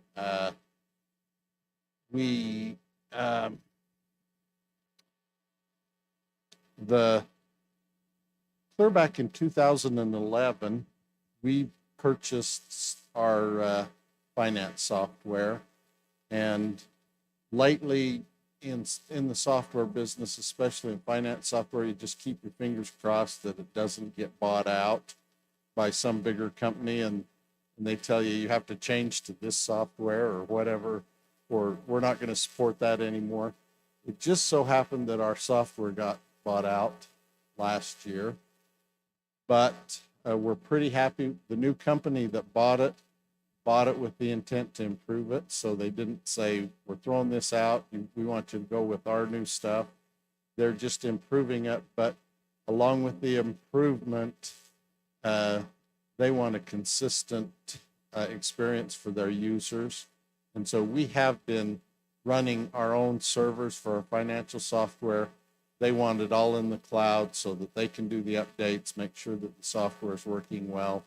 With that, there's an increased cost. So our yearly cost went from like $40,000 a year to $106,000 a year because but we will have some savings because we don't have to use our own servers. We were just about due for new servers. So I think it's really going to be good for us because we will have a better experience. The software will always be up to date, and we have had some problems with that. Software people aren't used to updating software as frequently as finance software gets updated. So it's, it's a difficult task. So that's what that is on line 60. Property insurance took a real increase, and I didn't have those numbers when I budgeted. So I'm over budget in there, and then the other increase in repairs is we looked up as ESSER funds. And on line 84, other property is that's buses. And I've been debating where to put buses, whether to put them up in maintenance and operation fund. I can put them either places or down in capital. I budgeted to put buses in maintenance and operation fund because I wasn't sure how we were going to come out with Golden Spike, but it looks like we're going to have some money left in the bank when we get through with Golden Spike. So I'm going to move those buses are typically down in capital. So I did move those expenses have been moved back down, but that's why that's over budget, is because I was budgeting just half of it. And I think I'm going to move it down and put that in capital for next year. Rod, would it make sense to have a specific bus category? You got it under community services. Yeah, down below it, there is a category for buses, but last year, because I moved it up, it's just showing in other. So down below, there is a vehicle. Well, it's in vehicles down below, I think. So we could break that out too. And then just some of the other things are just budget shortages. I under budgeted in those next two yellow categories. Like I said, it's a time of year where all of the shortages start to show up. Same thing on line 135, other other revenues have come in a little higher in capital and in the capital fund. And insurance and property recovery, that's, I didn't budget to sell the Corinne property. By the way, the Corinne property did sell and it's just changed hands. And I did tell you that we had gotten initial bid for $20,000 to $30,000 to get title to our own property. It ended up costing us $14,000. Just FYI. Micah Kapner, the high bidder. We had to do it, we had to go through a quiet title to own our own property. So, which required advertisement and some things. And I don't know, lost that other color, Dave, on insurance and property recovery, but it's just, that's what it is. It's a sale of, I don't see the description in there, but the sale is, it's a sale of Corinne. Oh, is it? Oh, I made mine bigger so I could read it. It's over there. Sale of Corinne School. Okay. 146. So I didn't know how much to budget for the sale, but we ended up getting the $350,000 bid on Corinne School. And then the next line down, 166, that's yellow. That's the turf for Bear River High School that came in the middle of the year. And so that's the total cost. We are done with the turf. And we have recovered, recovered's not a good word. We've had donations for a little over 300, just right at 300,000. For about 460 was what I was figuring. Yeah. On down to 192, had some need because of some growth in a couple of schools to buy some lunch tables that I hadn't budgeted for. And that's it on that report. I'm going to hand the mic over to Dave. He put together a summary report of next year.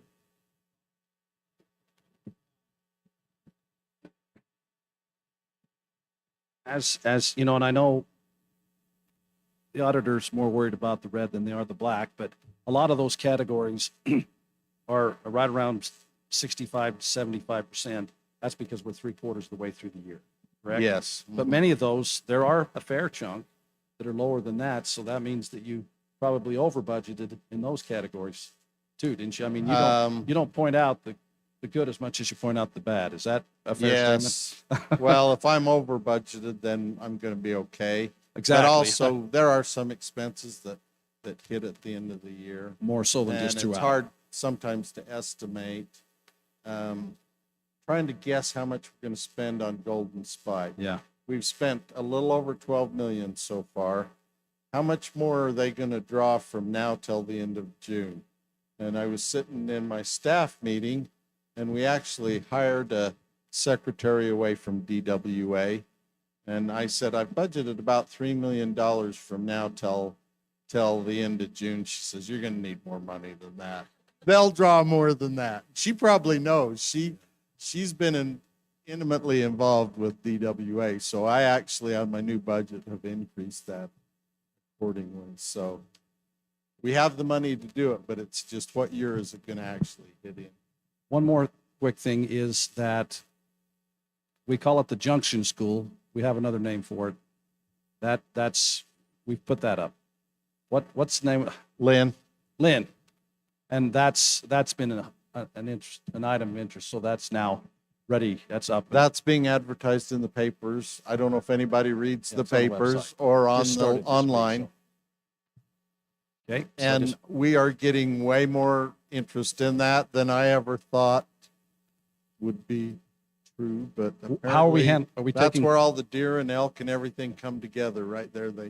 They gather right there at They the run old up and jump up on the schoolhouse, tree so- and hang themselves. Huh? So everybody Are- wants that spot. I Are we guess. taking closed bids like we did on the Corinne property? Yes, we are. Okay. That's how we're advertising for closed bids with a $10,000 minimum bid. When's it close? Uh, It's on Facebook, so. I don't remember. I read that the other day. Corey had it. It's being viewed on the 24th of May, and I think the close is the first week of June or something right in there. The Corey- 24th of May, Corey's gonna be out there to show anybody that wants to walk through the building, yes. And so it's on the advertisement. I think it closes like June 2nd or 3rd, I'm thinking, but I'll try, look it up on Facebook. It's on Box Elders Facebook page, I saw. I Yeah, didn't pay any attention to the Dave's date. looking right now to see.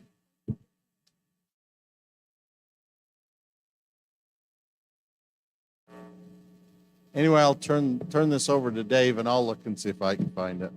Rod, can I ask real quick, what happened with the well on the Lynn property? How did that get Oh, resolved? I hired an attorney, Michael Christensen, local attorney, that drew up an agreement with the neighbor on the well. So it's still a shared well, yes. We probably didn't have to do that, but we didn't necessarily want to fight him. He kind of felt like, there might be some property right there to it, and there's plenty of water in it. So we just drew up an agreement with him to continue to share that. We kind of assumed whoever's going to buy that, it'll be kind of a recreation thing, and the well won't be as big an issue. So, the 7th.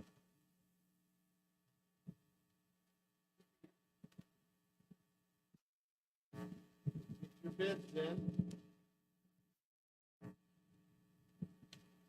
Okay, yes, yeah, get your bids in. And I guess, from what I understand, having a house out there that's connected to, amenities is hard to find out in the middle of nowhere, so it's a very popular item. What we wanted to do is try to, produce for you guys, the new revenue and the new expenditures and kind of help you guys understand from a 3,000 foot, level, what we were anticipating as far as what was coming in and what was going out without getting into the details of the budget like we're going to do in June. So what we wanted to do is just present what we felt like was good information as far as going forward. So as we looked at this, what we wanted to start off, first of all, was create the two preliminaries and kind of help you guys understand without the revised column in there, what we had budgeted initially in May of last year and what we're budgeting in May of this year. So you guys can kind of see that percentage that is in the far column in column G is the percentage increase from preliminary 2022 to preliminary 2023. It is not the revised 2022 percentage increase. Okay. So for example, under local property tax, the increase of 10.75% is from the 42 million to the 46 million that we are budgeting for in 2023. Okay, just kind of help you guys understand those numbers. So if yeah, so it would be right next to the preliminary 2023, the percentage sign. Okay, that percentage increases from the preliminary 2022 to the preliminary 2023. We did not use that percentage from the revised 2023 or 2022 column, just so you guys understand where that percentage is coming from. So yeah, that 10.75 is the increase from the 42,107,446 to the 46,142,684. Okay. So those are the revenues, and then we just included, tried to group them together, include the big money makers there in the revenues, and then when we went to expenditures, again, kind of the big spending categories that are in expenditures, included those there. That difference is, if you see increase in expenditures, that difference between our new revenue and our expenditures for what we're budgeting for 2023 is that 6.8858 million that you see straight across from that explanation. The capital outlay is going to take the majority of that, additional expenditure between the revenue column under preliminary 2023 total and the expenditures preliminary 2023 column total. That is the difference, and the majority of that difference is being spent on Golden Spike Elementary and Grouse Creek School. Does that make sense? That 6.8 million. 4.8 of that will be at Golden Spike, and then the 2 million will be at Grouse Creek. So when you talk about the preliminary 2023, we've all read the increase in property value and how homes are selling crazily. Is this taking that into account, or is this strictly just what you normally anticipate? So the assessments are done on a rotating basis every 5 years, and so this wouldn't reflect all the price increase of property values in our county that has happened on every home. It would only reflect what was probably done last year on the assessed. Now, the property tax should go up again next year because there'll be a different group that's been reassessed, and we'll see that increase in the property taxes. Correct.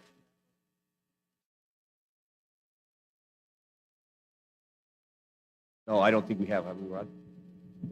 Well, we only get increase on growth, and we haven't planned to do truth in taxation this year. And so what that means is that the property values go up, but we can only collect the same amount of revenue we did last year, plus any natural growth, not value increase, but natural growth. And so that percentage is my estimate of natural growth. We have increased overall in value a huge amount, but quite a bit of that is growth. As you can see, as you drive through the county, there are buildings going up and houses and things. So we do get the money from new homes, but we don't get the money because they came in and valued your house higher, right? So yeah, the house values as they go up, basically we were getting the same amount of revenue from the house. So their rate or percentage of tax would go down just to match the revenue. But according to everybody, there's a lot of new growth happening in our county. So we'll see that. Okay, and then for those that aren't colorblind, the blue header, no, I don't. Those are new additional expenditures that will be in the 2023 year that we did not expend in 2022. We just listed those for you so you guys could see those additional expenditures that are happening. And then we have budgeted for a couple major big items that we are going to be expending next year, but those are already in the budget. But just wanted to know that those would be some big expenditures that we will be having to purchase and work on during the next budget year. No, the blue. Yeah, major expenditures or increased costs. That's the one-to-one initiative. We have that's already in the budget, ready to go. That is not money that we're pulling out of the new revenue that we're receiving this year. That was already set aside.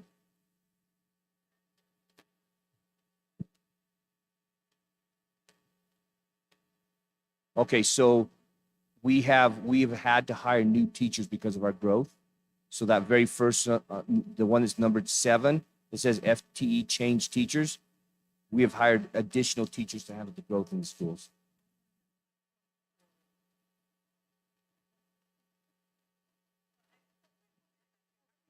Right.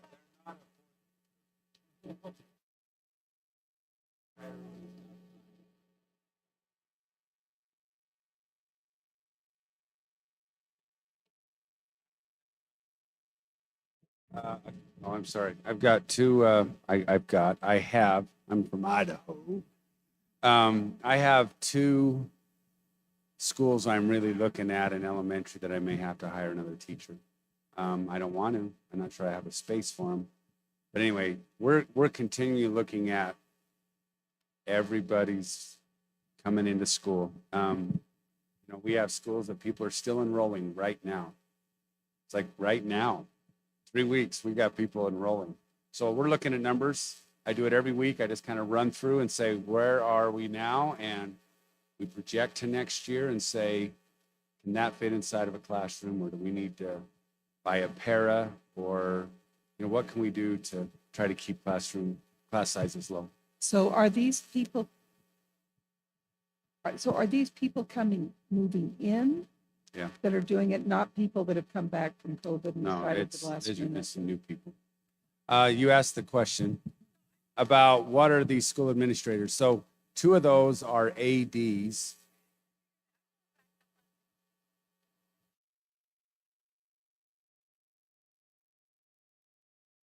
Well, when you divide by 25 in elementary, I'm not convinced it's going to be 5.4. Right now it is, but like I said, I'm monitoring. We have hired a few teachers in August or July when things start to really.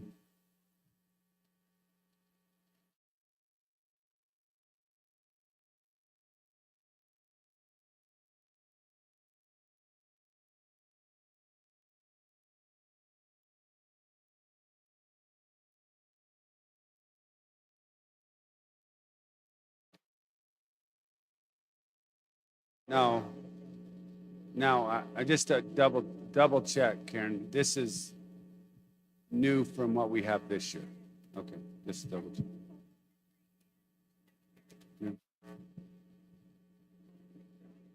Yeah, so some of the times what happens is the master schedule shifts, kids' interests shift. Like Bearver High or Bearver Middle, for example, one of the people that retired today, that teacher's position kind of got dissolved. And it got absorbed into some other electives were running low. So you increase that a little bit more, and that's where we get these 0.2s and 0.4s. But I got to admit, and I've said it, I watch. I'm guessing that number will probably be 6.4 or maybe 7 when it's all done. But what? There was some swearing that was coming just in my right ear just a second ago. There was no swearing, but there was something that seemed a little yucky. What did you Just received an email that Box Elder was approved for 7 new all-day kindergarten.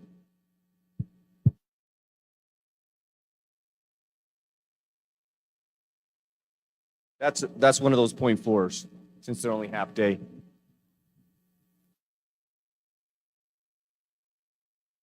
have 3 years to implement the all-day kindergarten? Yes.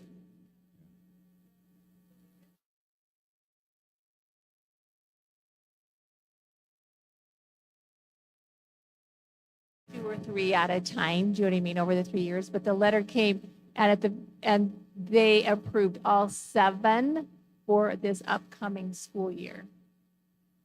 So, and they fund it. It's not like it's an unfunded thing. They provide us the money, but I just don't have the space. So I think we're going to do 2, because Corey and I had already talked about that earlier on. So Fielding has asked about it, and any of the other schools that have space and can make it work, I told them they can go ahead, but we really just don't have the space. So hopefully next year they'll be able to get the other 5 and just be done. And when I told her that we might not be able to get all 7, but we were approved based on our socioeconomic status to get all 7 right now if we had the space. They don't pay for any of the capital. So here's a question that I don't have, but I don't have an answer to, but I do have a question. If you have an AM and a PM, which takes 20 kids each, which is 40, and you turn it into an all-day class, which is 20, we still have 20 more kids that need a teacher. Are they funding that half? Because that may have just went to 9. So and that's the kind of the pro and con. When you add a full and the cap size is 20-ish, but an AM PM teacher can teach 40-ish, and you go to all day, which is awesome, there's still 20 kids that don't have a teacher. So that teacher's now a half of an FTE that we didn't budget for.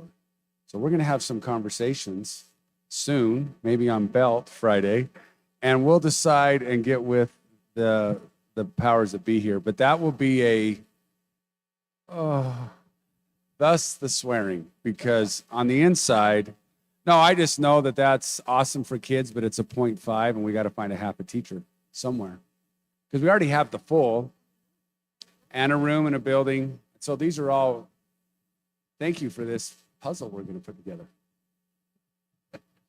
Carrie says it's going to be fun. So I don't know if this is the time to ask, but as we're talking budget, last meeting, we talked about moving some time to help with busing. That been folded into this, or is busing still a problem unless we change? So there has been no additional money set aside for busing. The conversations have started, but there hasn't been anything finalized. And I really doubt, I mean, I guess I'm not speaking for the board, but I think we're going to try to implement that in pieces so that they wouldn't impact one budget year as a.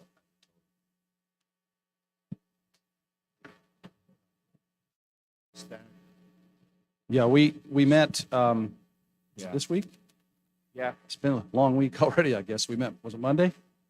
Maybe it was, I don't know. We met in the last few school days. A group of principals, Jason, then we had Wade and Nancy were there.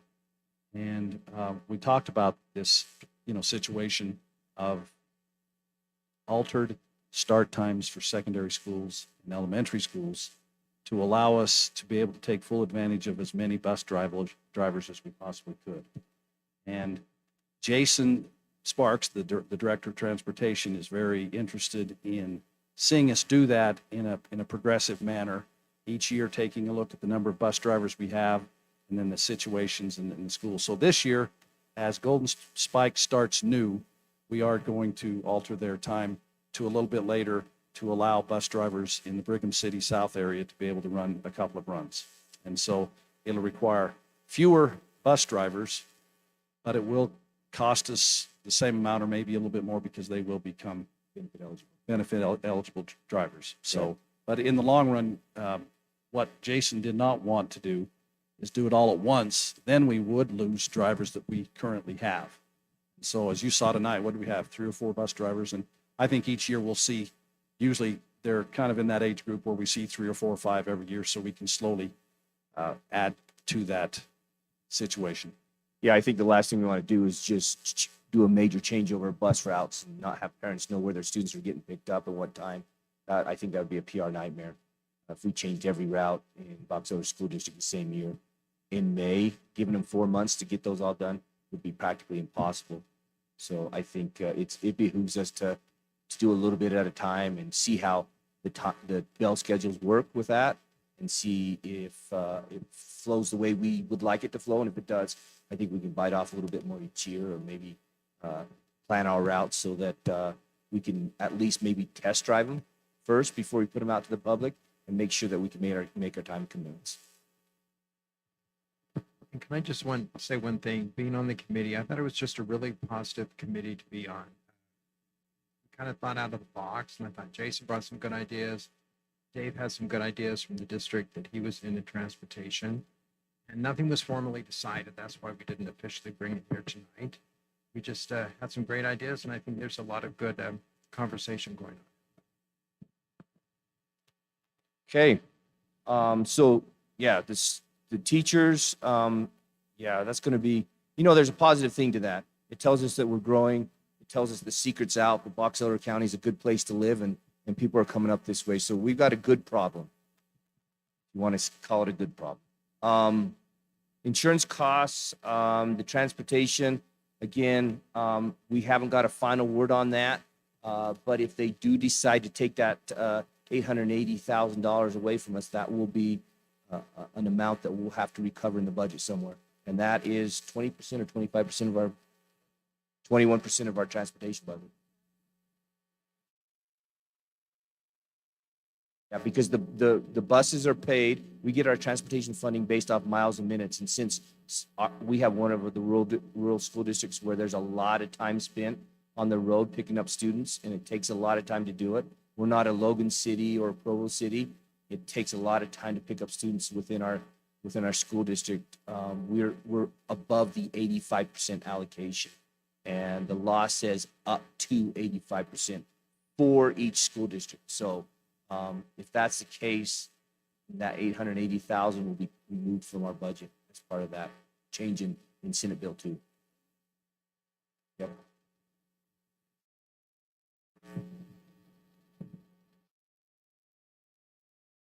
Well, one of the dilemmas we have is because of the few number of bus drivers, we needed to have a lot more routes, and Jason would have had them. And so right now we have full buses.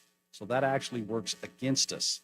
If we had more buses running more miles and minutes with fewer kids on them, it doesn't make sense to say what I'm saying, but it is a simple fact. And our problem is we do have very, very full buses.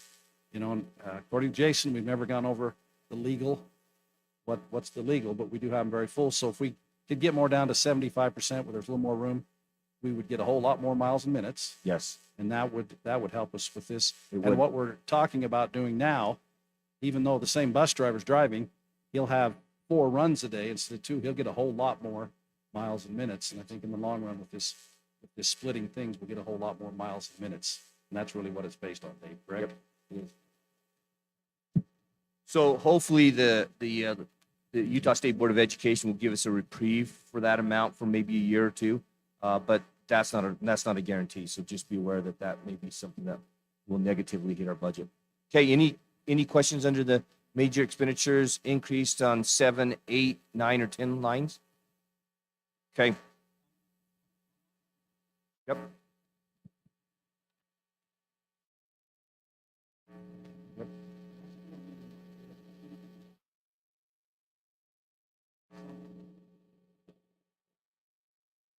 That correct?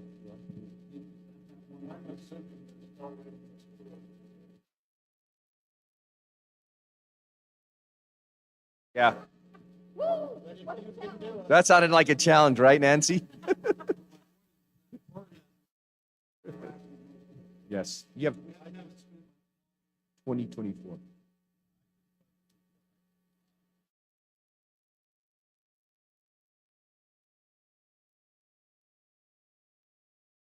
For millions, a good chunk of money. And then we just gave you some sampling of some line items in our budgets to kind of give you an idea of the increases that have occurred this year. A lot have to do with supply and demand, inflation, labor shortage, supply shortage, product shortage, all that kind of stuff. But just, a quick example, we all know that the price of fuel has gone up dramatically. So we had budgeted on line 15 in May of 2022, we had budgeted to spend $505,000 in transportation fuel, and we revised that to $850,000. We think we're going to end up in the low 900,000s this year, and so that's why we budgeted for $950,000 next year. That's a 46% increase. Recognizing that the beginning of this year in August, September, and October, the price of diesel were not what they are today. And so we had probably a third of our year that we were paying under $3 for diesel. And that increase has just come over the last 4 months. So that may be an item that we will have rebudgeting for too, or revising. What do we pay? Let's say it says on Maverick's sign $5.10 a gallon. What does the district pay for a gallon? Isn't there some off of that? So what we don't pay, Steve, what we don't pay is the taxes. Just the state? Just state, not the fed, not the federal. Correct. but the state. Yep. We don't pay any taxes on the fuel. It'd be close to $1. Yeah, it'd be close to $1 on diesel. Because there's a bunch of clean air stuff, charges and stuff like that on diesel.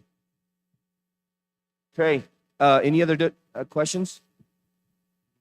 Help clarify?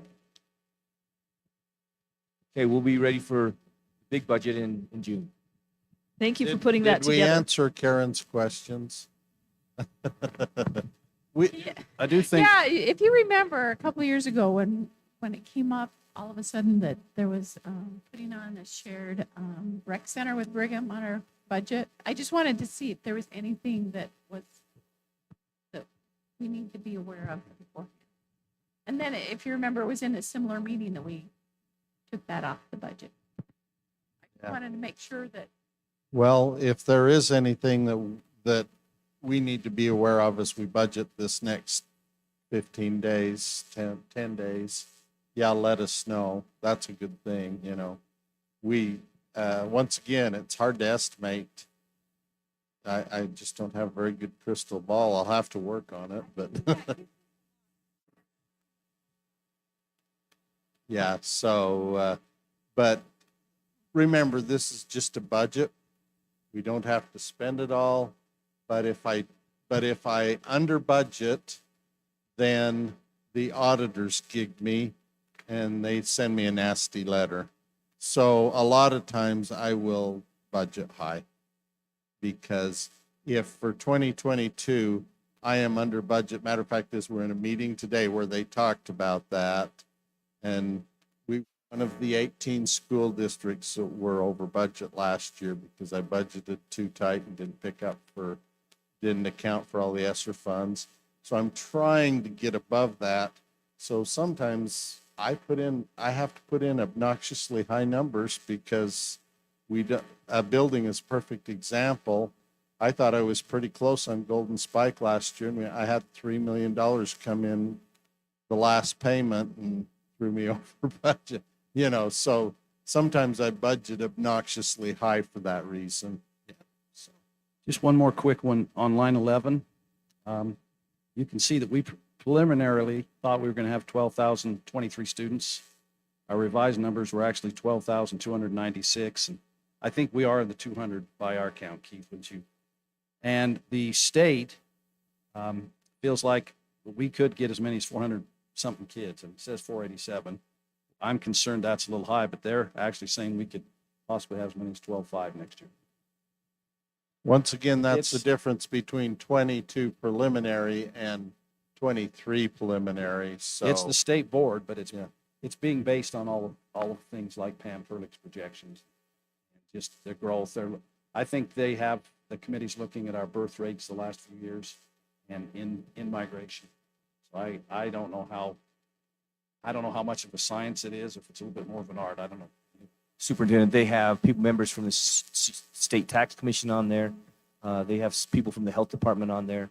And they have economics, the Utah's, State of Utah economics people on there. So there's a crew of about 8 people on there that do those predictions.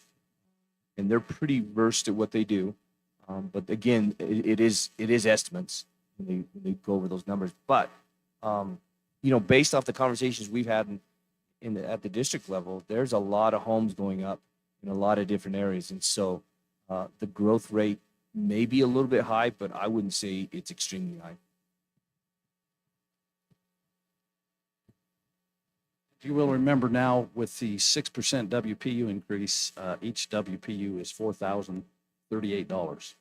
So that's if you figure an extra 400 kids, do the math really quick, probably 4,038. So it's probably 1.6 to 1.8, somewhere in that million. Extra new monies that we would have next year. So. that's good. That's reflecting in line 3 under revenue. If you look on line 3, the WPU. That looks good. Thank you for putting that together and for working on the budget. That's very helpful. I like how it looks. Are there any other questions from the board? Okay. Board committee reports. So I know that we had that one. Well, the that newly trans- formed that transportation. met, transportation. And we did have, Corey came and talked to me, and he was trying to organize a capital outlay meeting for June. But I think there's been requests by everybody, and I think, as I put in one of the updates, this is a pretty key time in our district's future. So I think that work session should be mostly made up of looking at the future and all the things that we need to look at for capital outlay. So I won't say the B word. So I better say it so nobody thinks I'm swearing. The bond, if there's a new bond, so it's the bond word needs to be discussed. Okay. Policy review. We just have our second reading of the student and staff acknowledgements due to death. We talked about this a little bit at our last meeting, but I'm wondering if we could add in maybe on, where it talks about it, the principals basically are the ones that are going to approve those, that the principals are also in charge of making sure that they're fair and consistent for all students and employees who died during that school year. So that I just said, I think Wade brought this up at our last meeting, and I felt the same. On this policy, it was brought up that the principals are going to be the ones that kind of monitor how those are done, those acknowledgements, but put in there that the principals are also responsible to make sure that they are fair and consistent for all students and employees who die during that year, so that we don't have some that gets one kind of a acknowledgement and some that get another.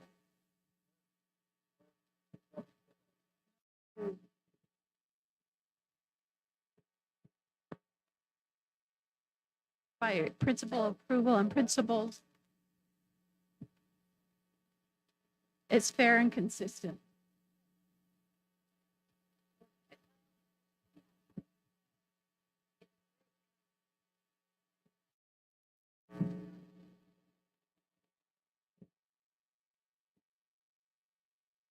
Tiffany, what we were talking about is that we didn't think it was fair for like the captain of the football team to get more recognition than somebody who isn't into anything a student wise. Okay, we just want to be fair and equitable to whatever happens. That's the reason. Yeah.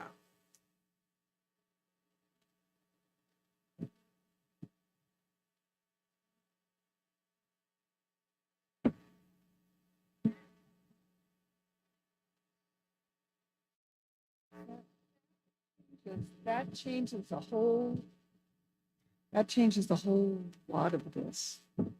Because then it becomes a school-sponsored, if we're saying that there has to be a fair and equitable treatment of every single one, then that becomes a school-sponsored acknowledgement, and that was never our intent with this.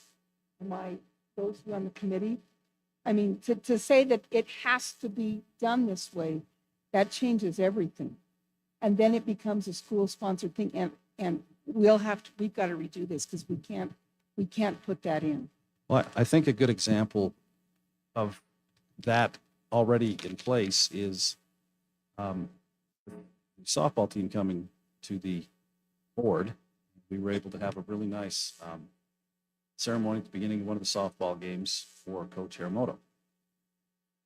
If we say that it has to be fair and equitable, it would almost seem like we needed to have some sort of a thing at some other activity, which if the student isn't. So this is really touchy, and that's why I think that's why we were so restrictive before, because we get into that exact same discussion now.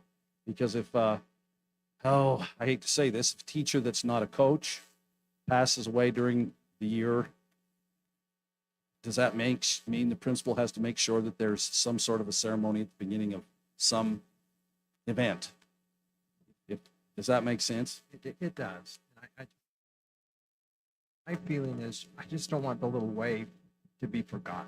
Absolutely. You know? Oh, That's my feeling. the side from And I the just snow. feel sometimes that It does happens, happen. and Oh, yeah. somehow we need to be aware of that somehow. Well, if I could, Whether John. that just means a nice letter from the principal to the parents or something, I don't know, but Sean, if I may, Box Elder High School, she probably is aware of this, when the young man passed away at the middle school. Were you part of that grassroots? Would you mind giving her the mic, Wade? Are you aware of what I'm talking about, Sean, with the dress-up day? Yeah. Would you explain how that came about? Well, I think it originated in student government, or at least if I suggested it to student government. just that we would wear, and I think the middle school did it on the same day too, so maybe it came from the middle school. But I know that student government got the word out that we would wear best dress on, I forget which day of the week it was, and like in honor of him. But that was kind of just the That was thing. student driven. It wasn't like Jamie or Yeah. Mrs. Kent had made an announcement. Yeah, So and they'll- we like yeah. considered contacting the family, but it turned out like that might have not been like the best idea for Yeah. them in that time, and so we just did it on our own, and we just You know, I think with this policy being this close, I really think for the next 2 or 3 years, we'll be able to do our best to mitigate what we're talking about right now. But my concern, of course, is, you know, in 3 or 4 years, 4 or 5 years, then it kind of, some of this emotion and discussion goes away and it doesn't allow for some of that.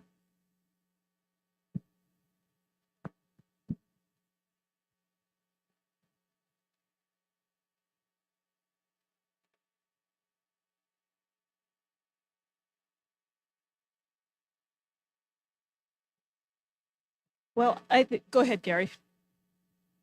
We talked about this, I believe, when we met the last time, but one of the things that all the student councils do is when there is a death, they automatically send flowers. So there's a recognition done that way. The young man that passed at the middle school probably wasn't the most popular. I know several teachers, again, I think some of this has to be just on your own or your connection. But Mr. Whitaker and I went to the celebration of life at Fort Buenaventura. There were teachers that went, but I do think that the students are sensitive, and with a good advisor, every student is recognized in some way. But I do know flowers were sent, the ones that I experienced at both high schools. There was never a time where they were excluded or left out. We were trying to be sensitive of the family, and at least the student council always sent flowers. Still do that. Sean, do you know? I don't know, because this was the middle school. I don't know if that happened. Right, yeah, you wouldn't have, recently, no, but it would have we been a do- high school, yeah. We do, and when like if a student has a parent pass, then we do that as well. Okay, yeah. Yeah. So I do think that, I guess my thoughts on that is they do recognize, and I think there's support regardless of the student or their popularity, if you will. So one of the things we really struggled with on this policy was to not put into place a prescriptive, like if this happens, we have to do this, knowing that things will change over time. If we say a tasteful acknowledgement of the students' contributions to the school, in 5 years, does that become a full assembly and a party? We are very concerned with making this fit and making this student-centered, because once we start saying that the school has to acknowledge everyone in a similar manner, that changes everything, and then it becomes a school-wide memorial, and we're back to the same problem we And I had agree before. with you, Nancy. I totally agree. I totally agree. And it sounds like things are already being done that I wasn't even aware of. I just want people to be aware of everything. That's all. And maybe this policy already does that, and we can see how it goes for a few years. And, you know, I'm not saying it's bad. I'm just saying I just want. It's a good idea.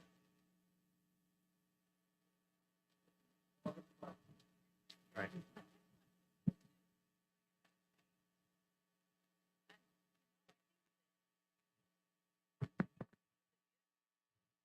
New and it's new ground for Freddie. I just don't want to be insensitive to those who may not be, you know, the teachers that may not be as outgoing, or have this many, like coaches have a lot of camaraderie, but, you know, a good teacher in any discipline, if something happens, deserves the same kind of recognition, acknowledgement. That's what we're calling it. Any other teacher. There's each year there's a suicide conference that we send counselors and several district office people go. I'm just in support of your review every year. Now that COVID's over, that conference will be back on face-to-face. And they do have breakout sessions that address what we're talking about. But I've come to appreciate, and I tease with the gray hair, I've been doing this for high school for a long time, and we've seen a lot of deaths, and sometimes it is student-driven with those connections that they have. We've heard that enough. We can't stop that. But a good student council advisor or administration will be aware and reach out as a family. The young man at Box Elder Middle, those parents specifically asked for a meeting the Monday following his death. And I've never seen that before, but there were things that they really wanted to talk to us about, and not in a negative way, just a proactive way to how can we prevent this. And those things, we can't say, no, we're sorry, we can't have those kind of meetings, or we can't recognize or do that. And we met with that family, and it was very productive, and learned some important things as we move forward. So I can take that lead to following that meeting that we have. It's down in Provo. It's a big conference, and we get some pretty good advice. Also, one of the things we discussed with this is the need to have very consistent annual education of our administrators in each building, how this is being handled, and that it is in their court now. And so as we do that training and we talk about that, we can do a review of this, because our intent on this is to give students a chance to appropriate knowledge without it becoming huge and overwhelming. And back to the point, we're trying to keep this dignified and simple, without celebrating some of the ways that students die. There's such a concern here.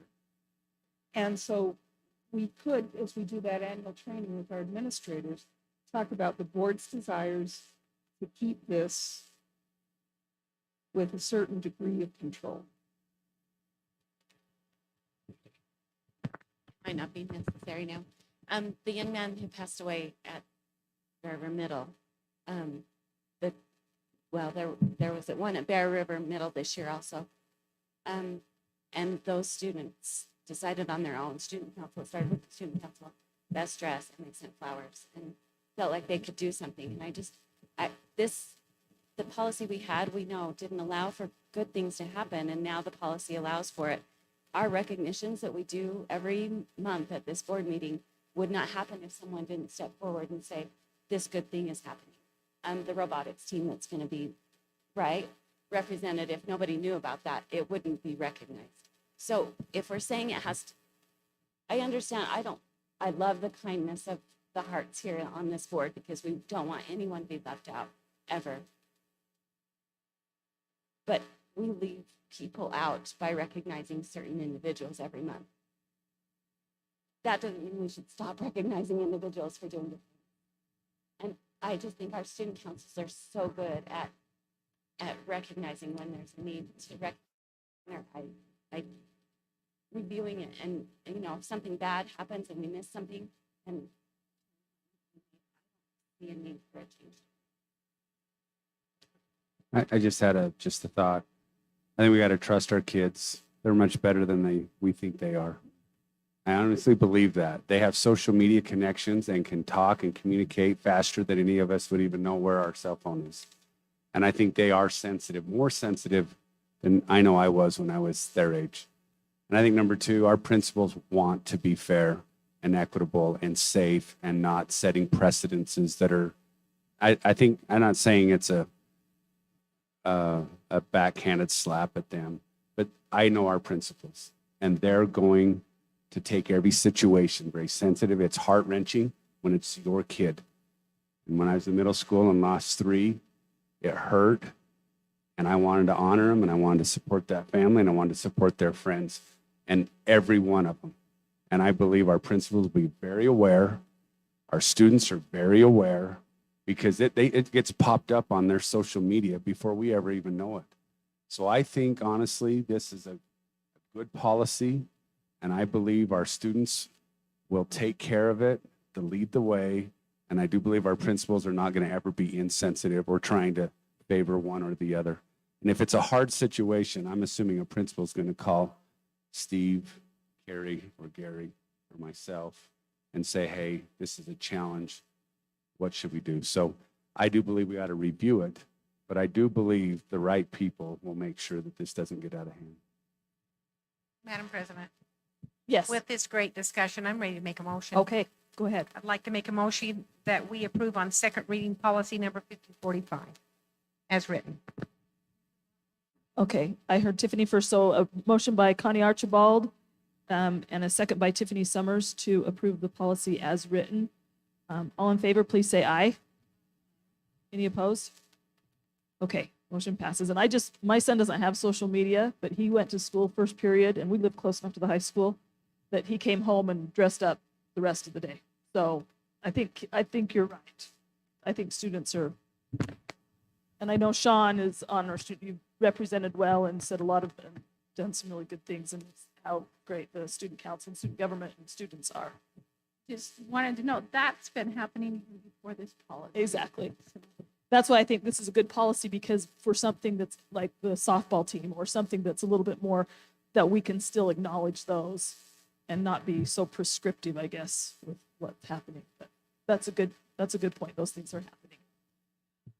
Okay, board discussion items. How not to be a terrible board member. Section 4. Who has wonderful insights you would like to share? I spoke first. When it talks about the section on conflict of interest, I thought Nancy set such a good example for me as a new school board member when she was related to the person who wanted to purchase our friend's school. Just watching that all play out, that was a good learning experience.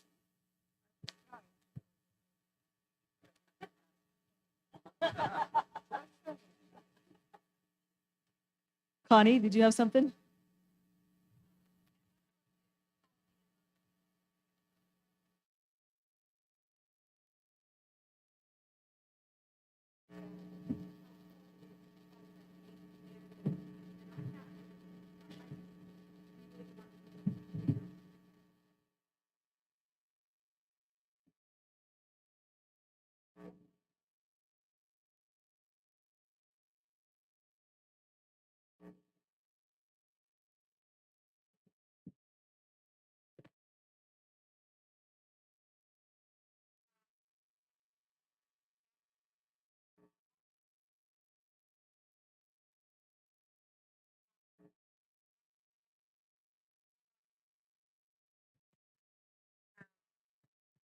I know that what I bring to him is important to him. And so as I read through habit number 26, I felt really good about the way things are done in our district. Wade, do you have something? I just thought that mine's more towards the end, but where it says, I've never met a school board member who had bad intentions, and I truly believe that. Because Yes. as long as I've been on the board, every board member has good intentions. And I think it's really healthy to have the discussions that we have. We can, disagree with one another, and that's great. But I think it says here, even though you voted against the motion, now is the time to move on. That is to pull together in the interest of supporting the district's mission. And I think we got to be positive and do that. Once we vote on that, that's our goal, is to make sure that is accomplished. Thank you. Anybody else? Nancy?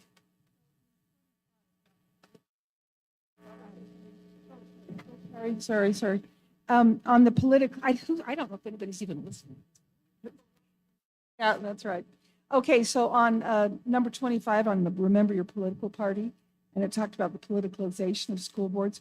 I was so grateful for the format we have with the delegate assembly and the JLC, where we go through and set up our policies and set up our wish list without political influence. And those are tremendous entities that we work with that do great things for all the schools in the state of Utah. And anyway, it's a great opportunity to be a part of those committees that represent fairly without giving into party demands and or affiliations.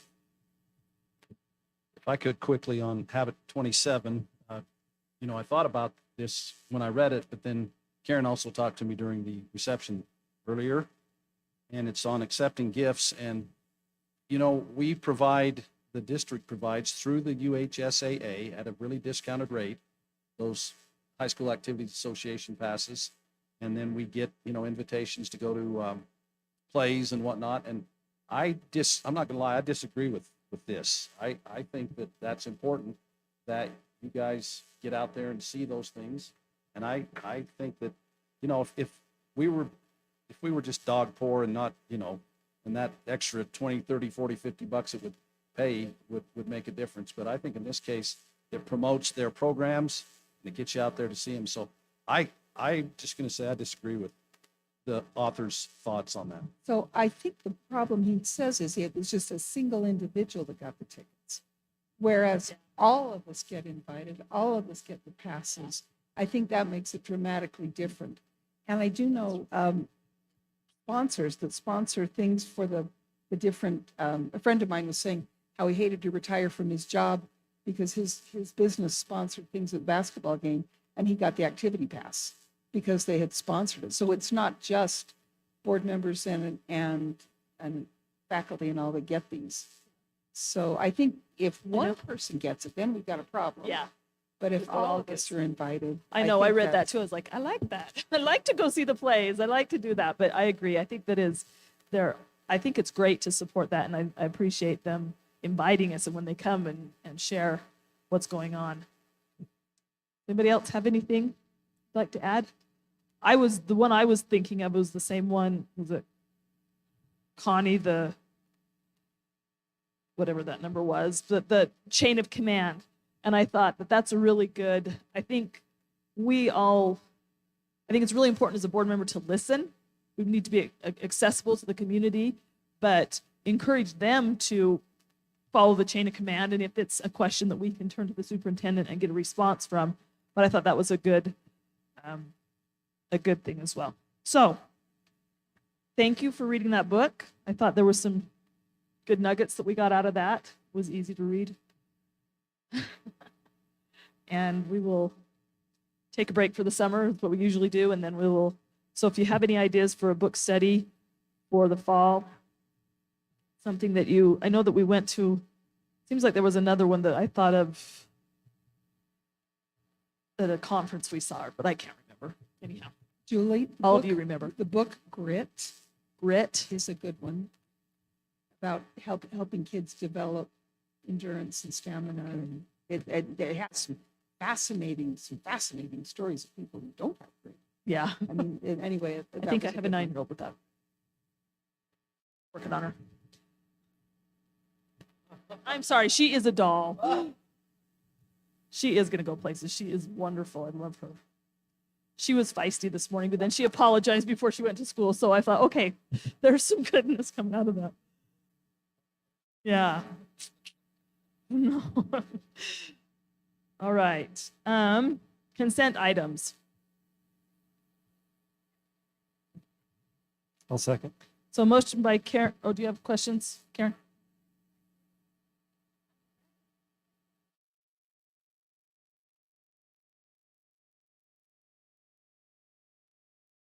Yeah, he has. Well, it's a niece, nephew, something. Yeah.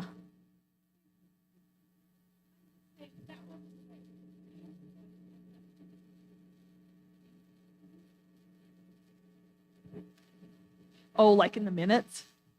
Oh, yeah. So he called shortly after that meeting and asked if we could switch. So that's where that came into play. Yeah, in the minutes.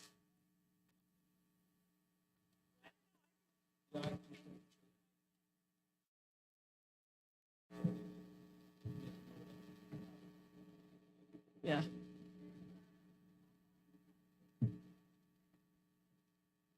Oh. Yeah, so just make note on the minutes that we change that afterwards.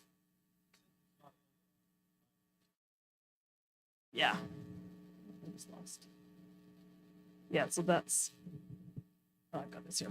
Okay, so Connie made a motion to accept the consent items, and somebody seconded it, and Brian seconded it with, we're going to look at the minutes there with that, just clarifying that. So all those in favor, please say aye. Okay, and suggestions for future board meetings. I just have two things, and I'm not sure they're even, but the first thing, I know when we started the Golden Spike School, we talked, John Bunderson came and we talked about Herman Bunderson and Bunderson. We were going to do a little plaque or a little display or something in front. I just kind of wanted to know from Corey how that was coming along, because I don't want to get to the opening of school and just think of that. And, you know, he may have it all done. I don't know. I don't know if he could just send us an email or something that doesn't necessarily have to be. Is what's happening with Follow-up, that just a follow-up. Okay. Okay. Okay, if he could just tell us what's kind of going on this all, it could be an email, whatever. And the other thing, I agree with Tiffany, totally watching these recognitions throughout the years, there's certain people who get recognized over and over again because they're really good at that. And I was going to ask the superintendent is, I was trying to think, how can you make this more aware to everybody? The superintendent, I was wondering if, since I'm over recognitions now, if I could come to one of the first all principal meetings of the first of the year and just explain it to them and say, this is so important. If you would please give them my personal email and the district email, and they can send them to me, because I would love to recognize everybody everywhere, but we only hear certain people, and that really isn't fair. Wondered if I could get on the schedule. I mean, if we did it now, they'd forget about it by next fall, which I would do the same thing. Yeah. So I thought maybe, you know, the first of the school year, I could just come and take 5 minutes and explain it to all the principals. Excuse me? Okay, you know, is that a good time, or is it better once school starts? Do you think that would be good?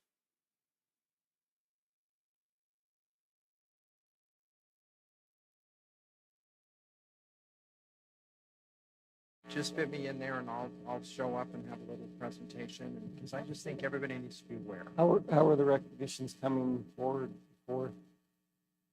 One things I learn I know, I learn a lot of things from Facebook, because like Melanie, for example, is excellent on Facebook. And so I always hear, and I'm a friend, so I know those things. Tiffany did get Mr. Ritchie, who was an excellent teacher, on the robotics, and that has been sent to me, and it was sent to all of us. But I didn't have time to get it together today, but that will be next month. But that's something new we haven't had. The TSA, the FBLA, we haven't had those before. And that's because the teachers sent them to Marcy, and she sent it to me. And so it's just kind of been a hit. So you're trying to solicit more of, or more broad, wide net of Yeah. more, and I'm that's, just not sure good. That's everybody- good. Like I saw in the paper today, HOSA or whatever, HOS, whatever they stand, they had something that they won some awards for. And so, I mean, I think there's lots of good things happening, but they just don't know who to tell. I agree. I think that's a great idea, Wade. So I just think everybody, so everybody knows, you know, how to get it to me. Okay. Thank you. Any other suggestions?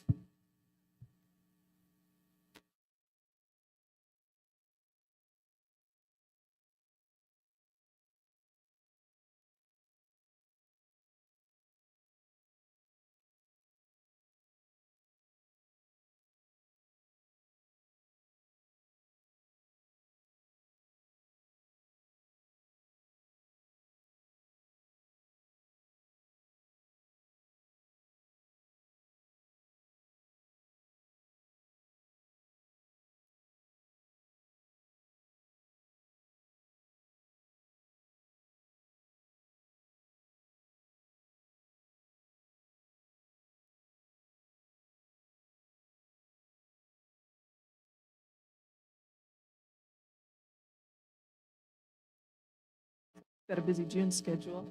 And then July, we'll just plan on our work session starting at 1 o'clock. And probably the majority of it will be that capital outlay. Yeah. That's very important. Okay, upcoming events. We've got our graduations coming up. Wow. Box Elder High School, May 31st at the events.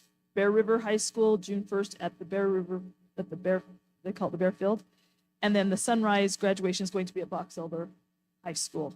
So we could have everybody plan on being to those. I know it's a really great opportunity to congratulate the graduates and be part of that. It's kind of a fun part of our job, I think. Board of Education handbook. I don't think we have anything to cover. Yes.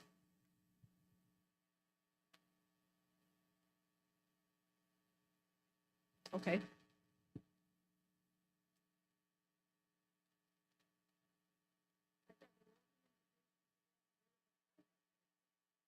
Oh, lucky you. I got an invitation today as well. I'll look at that. I don't know.